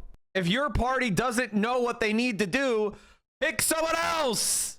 Now, there are some areas where we don't know what to do, like how to cure cancer. Then you would elect me to hire the world's best scientists to study cancer treatments and develop new cancer treatments. But if we have a solution and it's on the fucking shelf, how about we just apply it? And I'll give you an analogy. If you have a fucking headache, are you going to hire a doctor to study how to treat headaches? Are you going to hire a doctor that gives you a fucking ibuprofen? The job of the doctor is to study medicine so that when somebody needs help with their health, they go to the doctor. He's already done all the studying and he gives you the solution. He gives you the treatment. Politicians should be like doctors for society. They should have the solution. If your political movement is saying, I'm going to study ideas, go back to the drawing board, Jank. Like, what the fuck are you talking about, man? Study. I studied. That's what the degrees are for. Magic fixes, but they're interesting to incredible.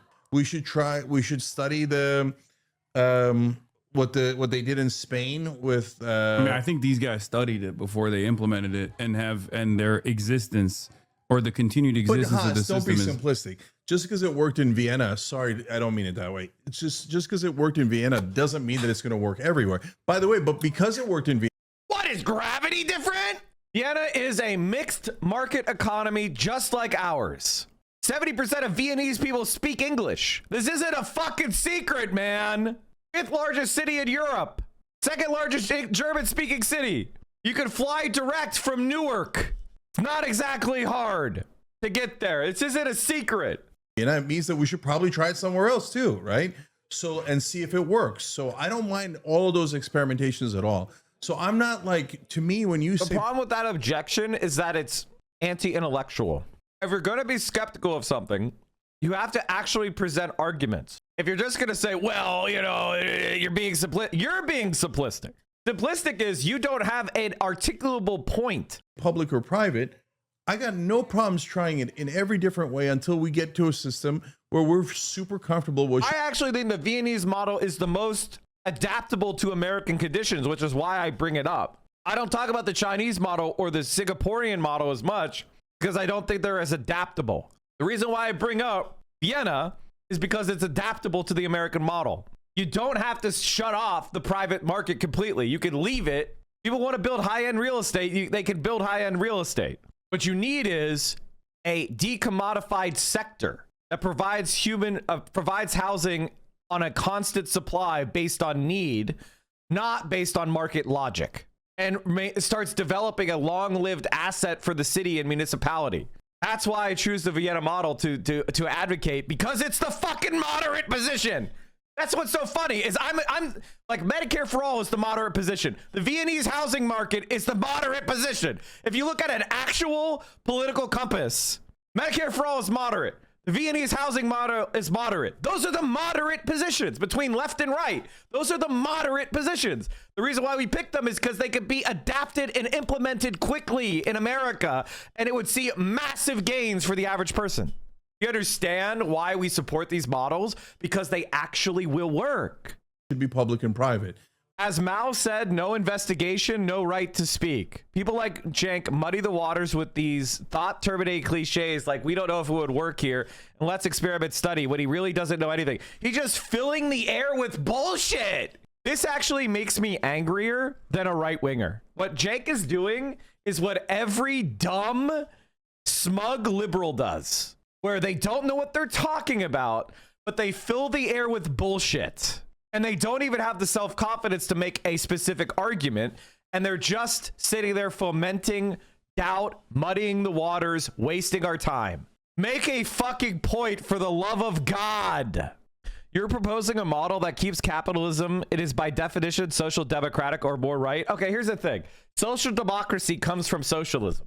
I know I'm the last person to try to explain this. Social democracy did not come from liberalism. It came from socialism. Social democracy is an attempt to win concessions that decommodify specific sectors of the economy and remove them from capitalist hands.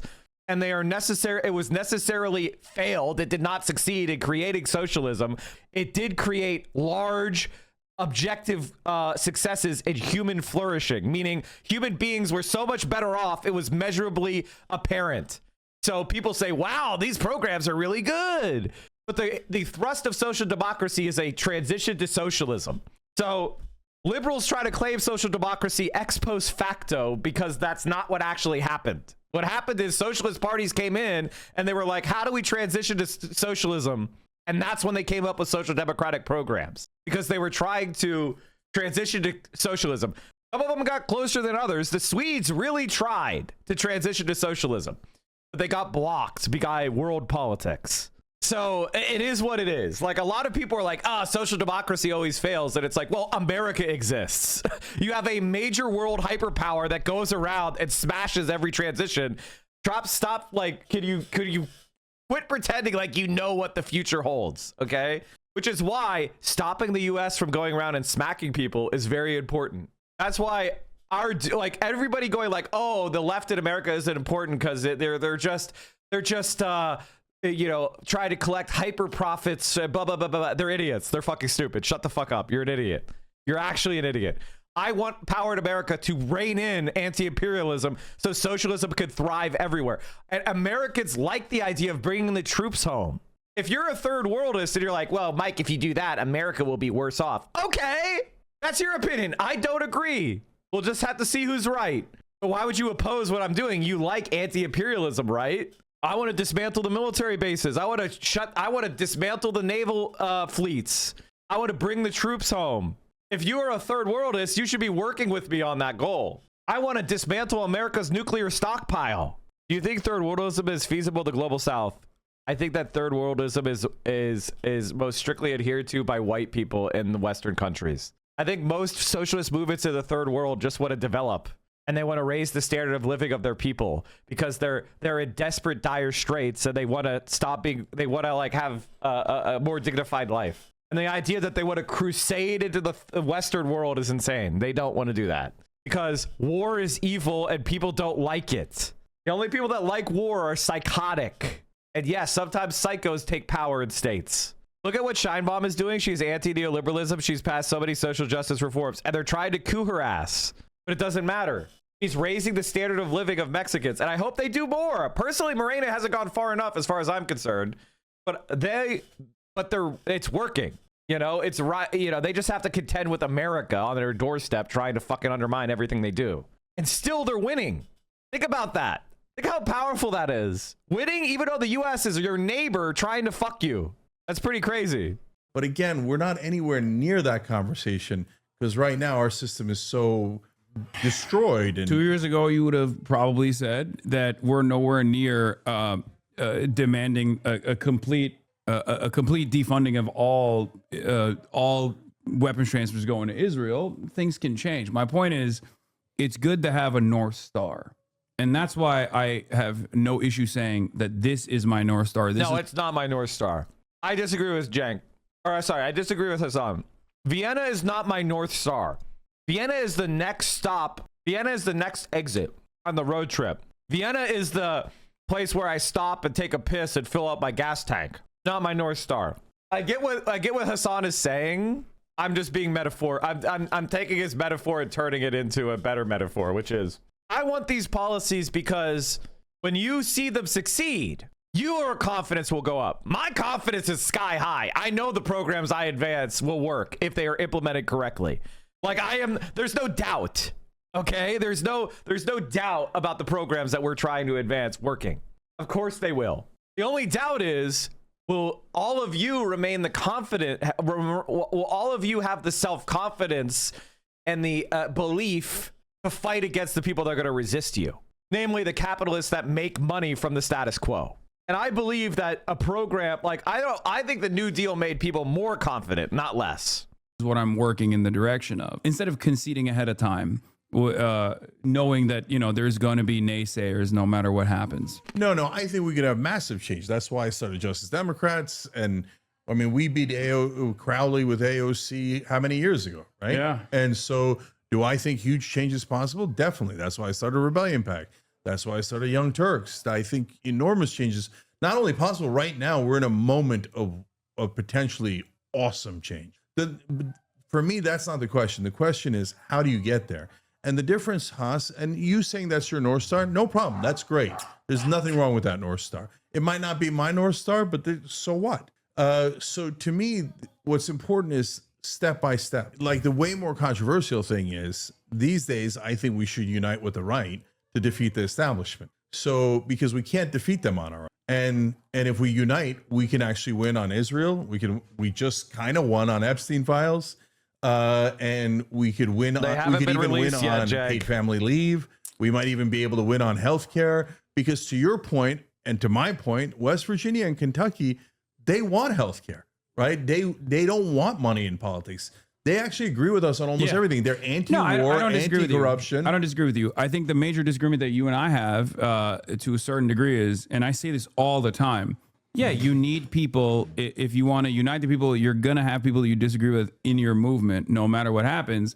The point is, you don't actually go to their side on, social issues or whatever, these things that are wedge issues that are used as a distraction to make it seem as though the uniparty consensus is actually not there on the issues that matter the most to every single person, healthcare, housing, and the like, and foreign policy. But to make them come to your side because you are offering them something, right? Offering them free healthcare, offering them housing. And that's how you bring them to your side. I don't have a disagreement there. I'm not saying like we just cut out, whoever has voted for Donald Trump and shoot ourselves in the foot regardless. Yeah. My point is always that we bring them to our side without having to concede on these other things. Like we don't concede on being unnecessarily cruel to undocumented migrants or being unnecessarily cruel to trans people and constantly talking about trans people this, trans people that. We just call it as it is. This is just a distraction. And I think the Trump administration's failures on affordability after winning the election against an administration that came across as old and unable to solve the 1.5 years of negative real wage growth that people experienced under the Biden administration and the inflation crisis that people were experiencing. And then hyper-focusing, which is what the Trump administration did, hyper-focusing on trans issues and things like that, actually present a unique opportunity to show people like, oh, guess what? Turns out it wasn't trans people that was making your rent more expensive. Turns out it wasn't a Guatemalan migrant that was the reason for why your healthcare is expensive. So look, maybe it's an issue of timing, but first off, on should they come to us or should we go to them?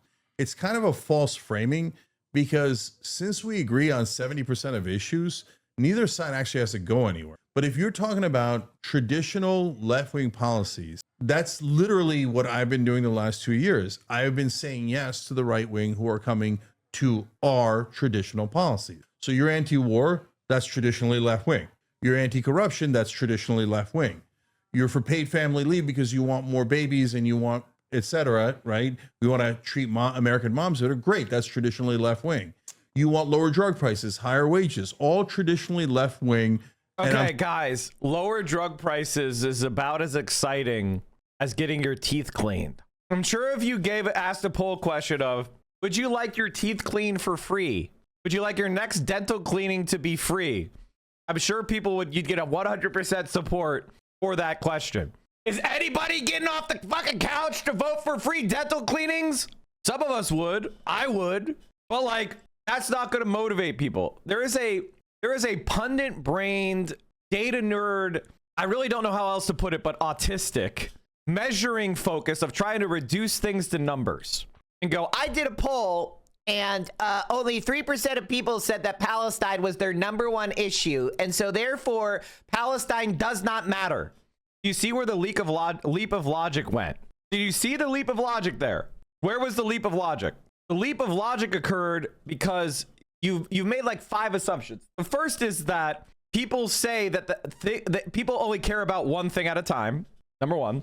2, that people only care about their number 1 issue. That's the only thing that motivates them, which is not true.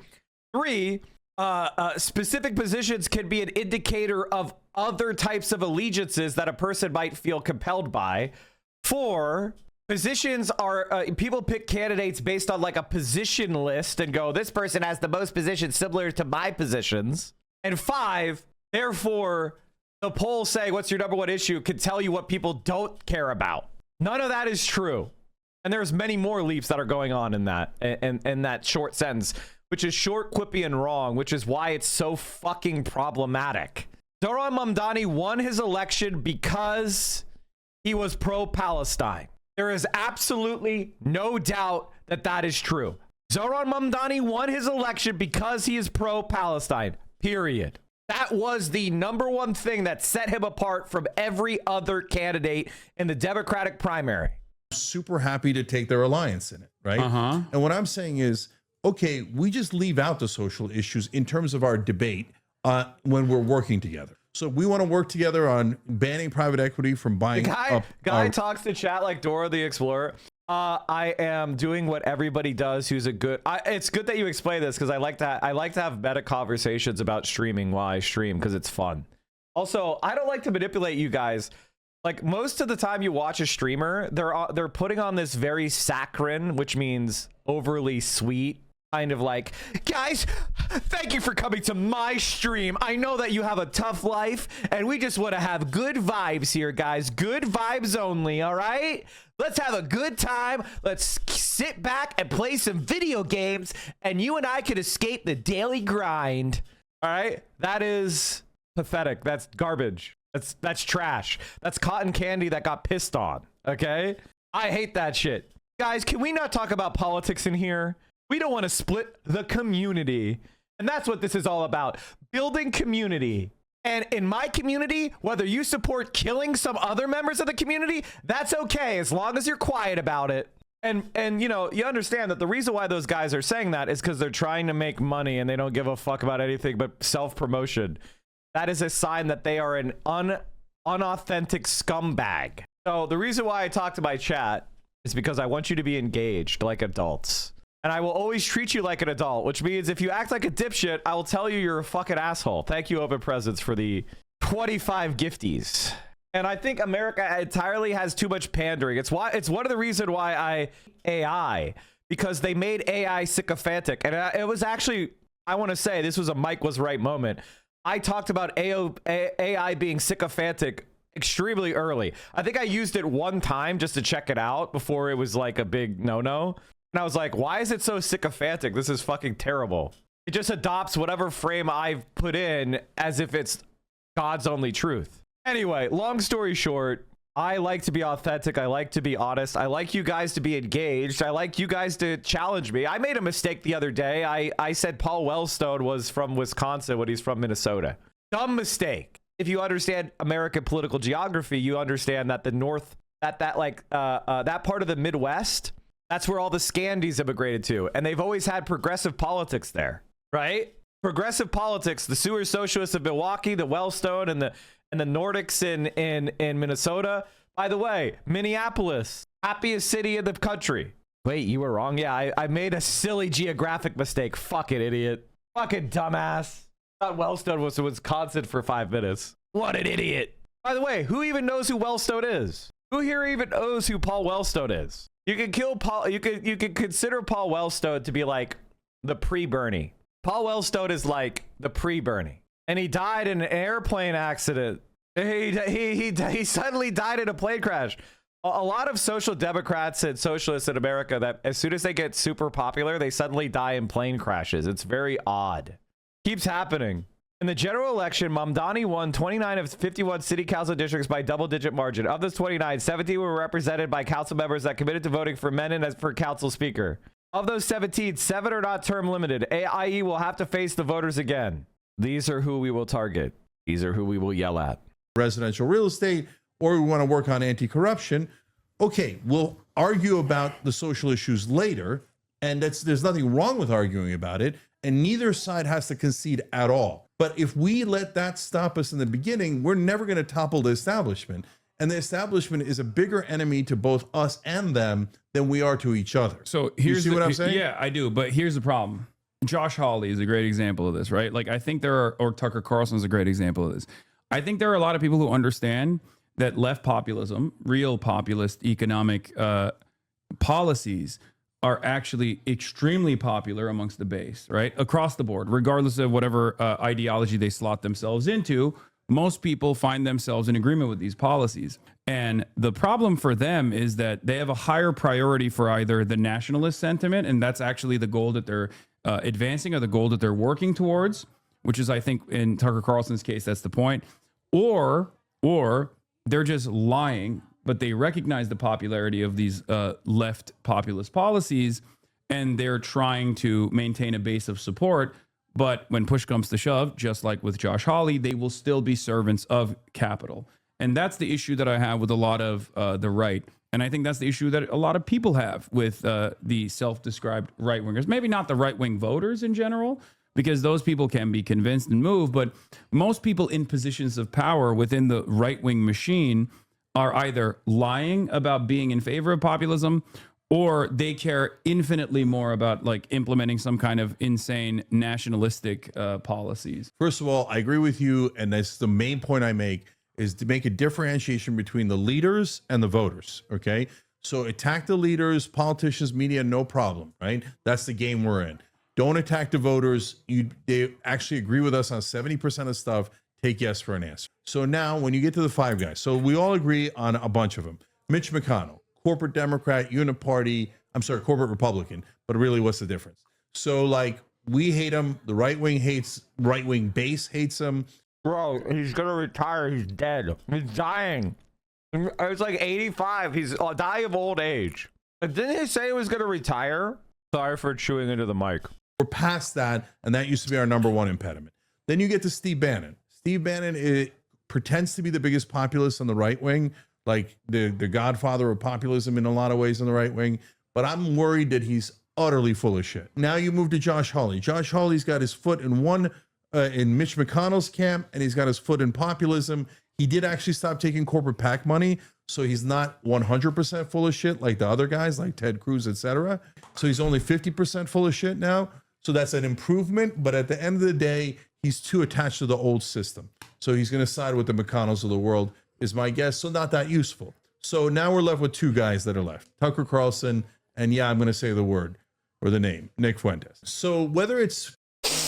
Imagine being this stupid. Craven, I think he's a grifter. I think these guys are all grifters. Right. Whether it's Craven or not, whether they're grifters or not, even Fuentes is now saying, he said it just like 2 days ago, you know what? Maybe we put aside the racism and the cruelty and the abuse, right? Which is an amazing admission, by the way, that kind of is the direction they were going, right? And he says, maybe we put that aside. It's not what he said. That's not what he said. God, you're stupid. If you go and watch the clip, he says, what MAGA has delivered is that you're allowed to be cruel to queers and immigrants and black people. And he said, you know, Josh Shapiro, sorry, not Josh Shapiro, Ben Shapiro, same guy, basically. He's allowed to say mean things about Arabs or black people or Muslims. But if we ever say anything about Jews, that's not okay. They say that, you know, we say that woke was bad and now woke's gone. You're allowed to say mean stuff. He didn't say, let's stop being mean to queers or whatever. He said, we should be able to go after Jews too. That's what he said. I can play it for you if you'd like. Somebody find me the clip, please. This orange is a little sussy, VO. How old is this? The orange it has a weird color. Side, I just don't to be able to unite with the left. I don't believe I'm any not of these saying guys. yes to Fuentes. I'm just saying, look at the tide moving. The tide is moving towards populism because it's being driven by the audience. The audience wants real populism. So when they says bullshit, they don't want it. And they're more popular than even those people that are criticizing Israel. Because to say it's about Zionism or about a genocide is really just not even the whole picture here. So Dasha Nekrasova got fired by Hollywood for hosting an anti-Semitic person that says Jews run Hollywood. Insane. But we all know this is how it goes. We all know this is the way it works. And you have to consider the following. When Trump got elected, there was this feeling that cancel culture was over. Am I wrong in saying this? A year ago, I think you could even say it was the consensus that comedy had been legalized and cancel culture is over, and a spirit of liberalization, and by that I mean openness, had come to America. That we'd emerged on the other side of the woke, cancel culture, political correctness, the peak of that, which might have been reached, let's say, arguably in 2022 or 2023. And this had a lot to do with Elon acquiring Twitter and other things. But what we have seen ever since then is that was really just half the story. Cancel culture did not end. It ended about certain topics. You have license to be cruel to brown people. Am I wrong? That's what that meant. When people said cancel culture was over, it meant that you can say offensive things about black people again, about brown people, about Muslims. And our Republican Party and our Republican government and the conservative movement was willing to look the other way. They said, now we're willing to tolerate cruelty and abuse and stereotypes and jokes and offensive things and maybe, a degree of identity politics from white people and against non-whites, the third world, Muslims, barbarians, even about women. J.D. Vance said that it's liberal cat ladies, it's white liberal cat ladies that he hates the most. They're the biggest problem. So they tolerated all this offensive stuff against every other group. But what was happening all the time is that, of course, the deal is that you could never criticize the Jews in Israel. Where did he say that's bad? I must have missed the part where he said any of that was bad.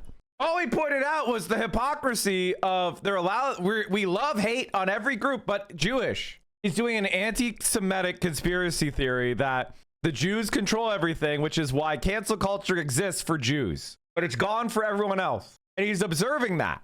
And he's saying it's because the Jews control shit. That's what he's saying. And he's saying left-wingers like Mike or Hassan, they say it's Zionism. They say it's Israel. Israel is interfering. No, Nick Fuentes is saying, no, it's Jewish people interfering. It's a Jewish problem. That's what he's saying.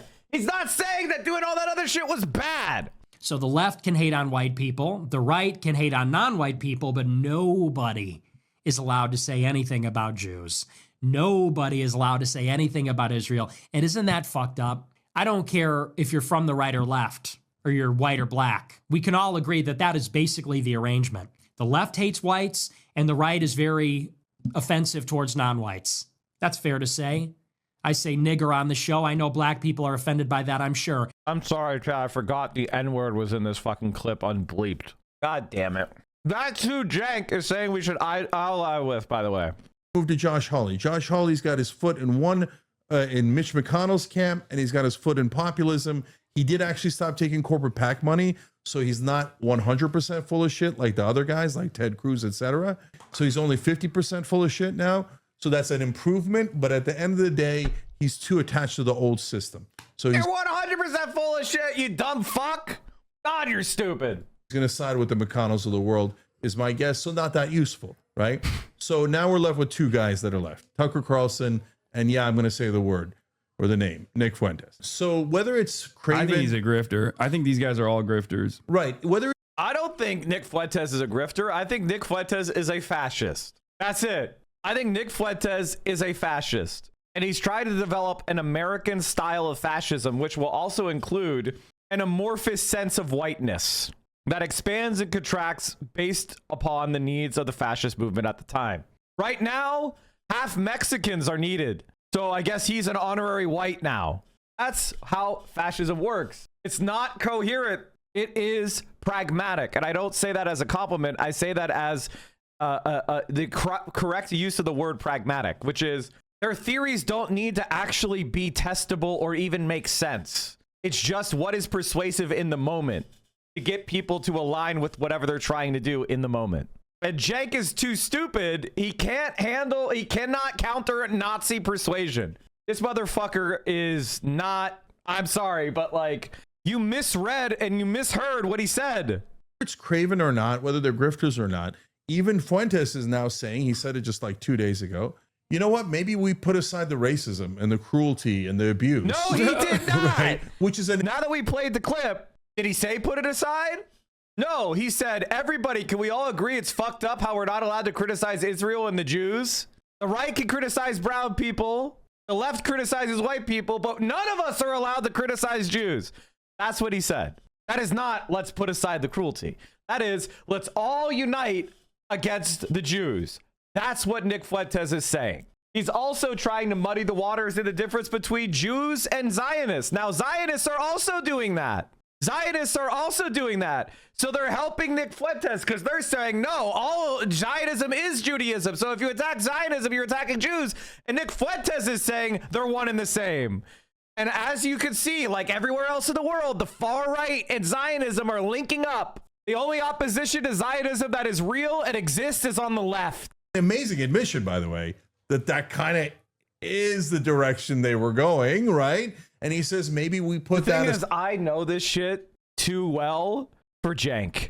Jank, you're just not very good at this, man. Like, I'm sorry, dude, but you just don't know what the fuck you're talking about on anything. side. I just don't to be able to unite with the left. Oh, do you have the clip? Do you have a clip? I'll listen to a new clip. Maybe I'm wrong. I'm happy to be corrected if there's a clip saying where Fuentes is like, let's put everything aside to unite around anti-Judaism or whatever the fuck he would say. So Fuentes, I'm just saying, look at the tide moving. The tide is moving towards populism because it's being driven by the audience. The audience wants real populism. So when they sense bullshit, they don't want it, and they're pushing in a better direction. So why is Tucker now? Let's okay. Can we talk about the word populism for a moment? Can we talk about populism as a word? Because I see people misuse it, and it always baffles me because it's one dictionary search away. Maybe I use the dictionary more than other people. Whenever I use this term populism, or I use any term, and I'm like, I kind of like, I have a 95% sense of what the word means, but maybe I'm misusing it. I'll look it up. I look up words all the time. Populism is an affectation. It is not a movement. I'll say that again.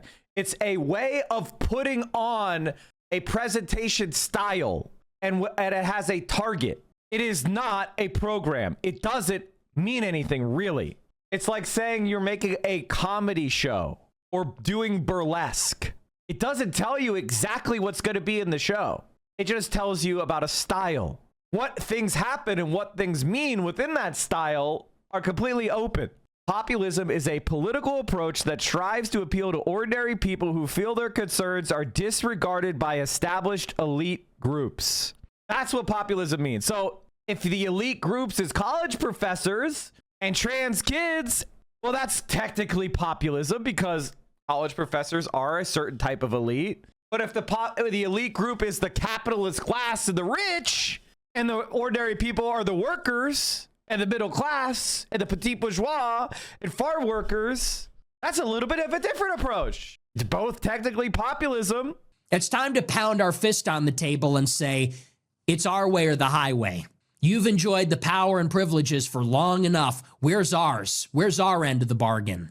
So I love it. It's time to undermine the GOP. I said it in 2020. The GOP must be destroyed. Has to be utter. And yeah, they're going to say he's a Democrat. He wants the GOP to be destroyed. The GOP serves the interests. The GOP, as presently constructed, serves the interests, the special interests, the donors. Everybody knows that. It serves Silicon Valley and little tech. Palantir, Tesla, SpaceX, Anduril, Oracle. It serves Wall Street. That's why Ken Griffin gave them millions of dollars. It serves Miriam Adelson and the Israel lobby. This is who they work for. This is who selects the cabinet. This is who makes the policy. That's why they cut the corporate tax rate and they did nothing else.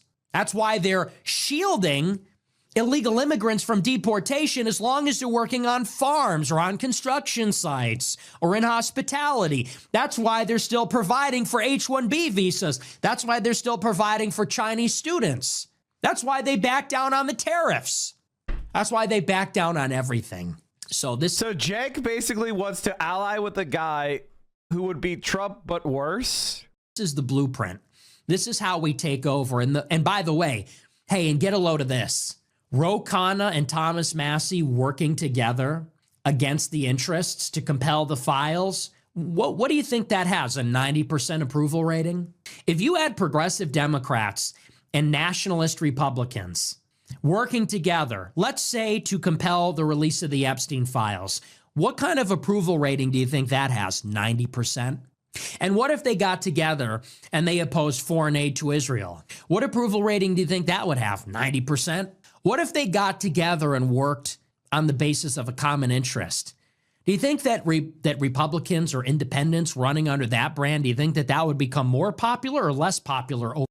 Nick, you're not bringing anything to the table, brosif. You don't have you don't have mass support, my friend. You're not bringing anything to the table. You're just attaching your name to an ascendant movement, which is the far left. You are just a worthless Nazi, not even a real Nazi, just an internet Nazi, a grifter. You bring nothing to the table, my friend.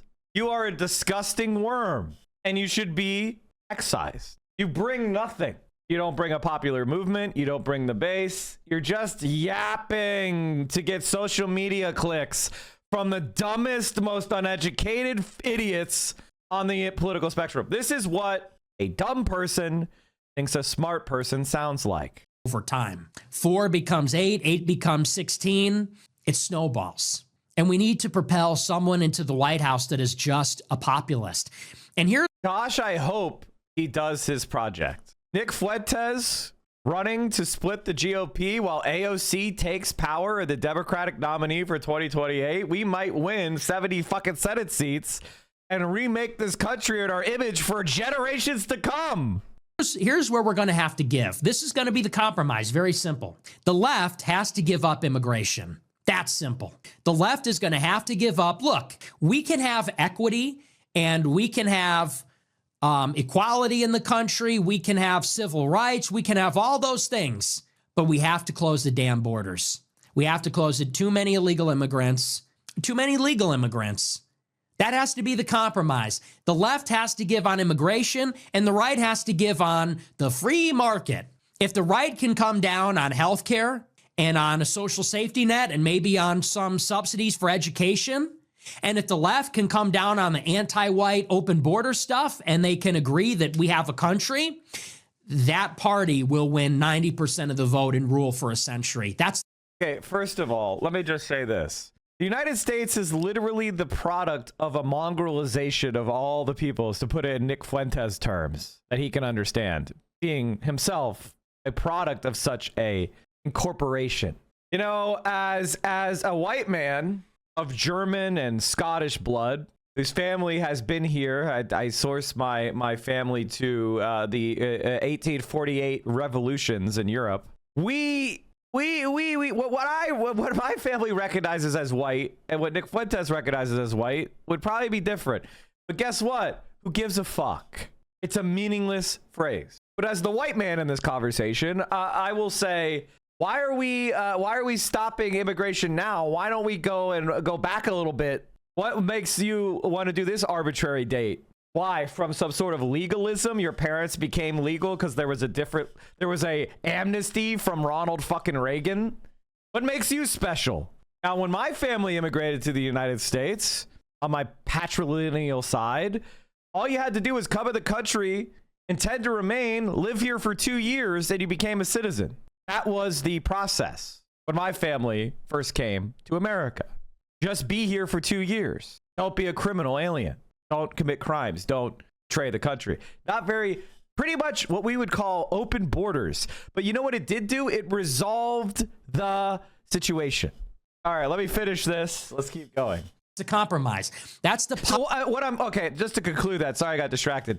Why don't we just have an immigration system and policy that legalizes everybody quickly and is part of and recognizes the demand and the intercourse between Mexico and the United States. Mexico being a what?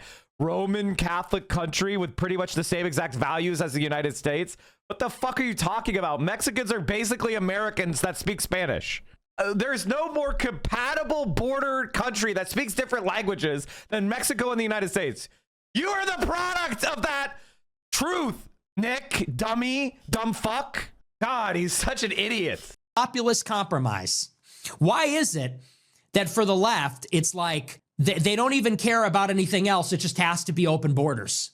And on the right, it's like they don't care about anything else as long as it's foreign aid to Israel and war in the Middle East and war with Russia. That's the kind of program that we need. First of all, we have never had open borders, you dumb piece of... Well, we did have open borders. That's when this country was exploding in power. We don't have open borders. We have a restrictive immigration policy, Nick. The problem is there's so much economic incentive for people to break the law, they do it anyway. So how about we accept reality of the economic interconnectedness with Mexico and we legalize the system, you dumb fuck. I don't want to have soldiers patrolling my streets, grabbing anyone who looks brown to abuse, you piece of shit. And that's what they're terrified of. They're terrified that the left and the right are going to come together on the basis of stop supporting Israel, on the basis of close the borders, on the basis of restricting money in politics and the influence of the oligarchs. That's what they're terrified of. I can't believe Jake is falling for this. He's like, by the way, again, in the clip, he doesn't say stop being mean to the Browns.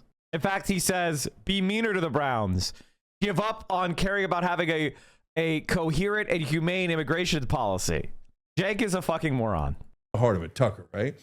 Why is Tucker to me today different than he was on Fox News? Because on Fox News, he worked for corporate media. And he says it now himself. He says, yeah, I mean, there were certain things we were allowed to say, not allowed to say. I regret a lot of the things that I said on there. So now he's more tethered to the audience than he is to Rupert Murdoch. And so he tried. All right, chat, I'm going to call it there. It's a holiday weekend. I want to go and hang out a little bit. So I'm going to send you over to somebody who I like. Sorry, I didn't get to finish all this, but Jeg sucks. I'm going to send you guys, gals, non-binary pals over to my friend, my buddy, Dennis, the Menace. Thank you so much for all the support. Stay safe. Solidarity forever. And oh yeah, movie night. We are watching we're going to watch the first episodes of Mussolini, Son of the Century. So if you want to go watch the some of the episodes with us on the Discord, we'll be doing that at 9 p.m. Eastern, 6 p.m. Pacific. If you need something to do tonight, good luck buying your presents for the family, and I will see you all tonight. All right, everybody, stay safe. Solidarity forever. Thank you for supporting the stream. Free Palestine and no alliance with the Nazis.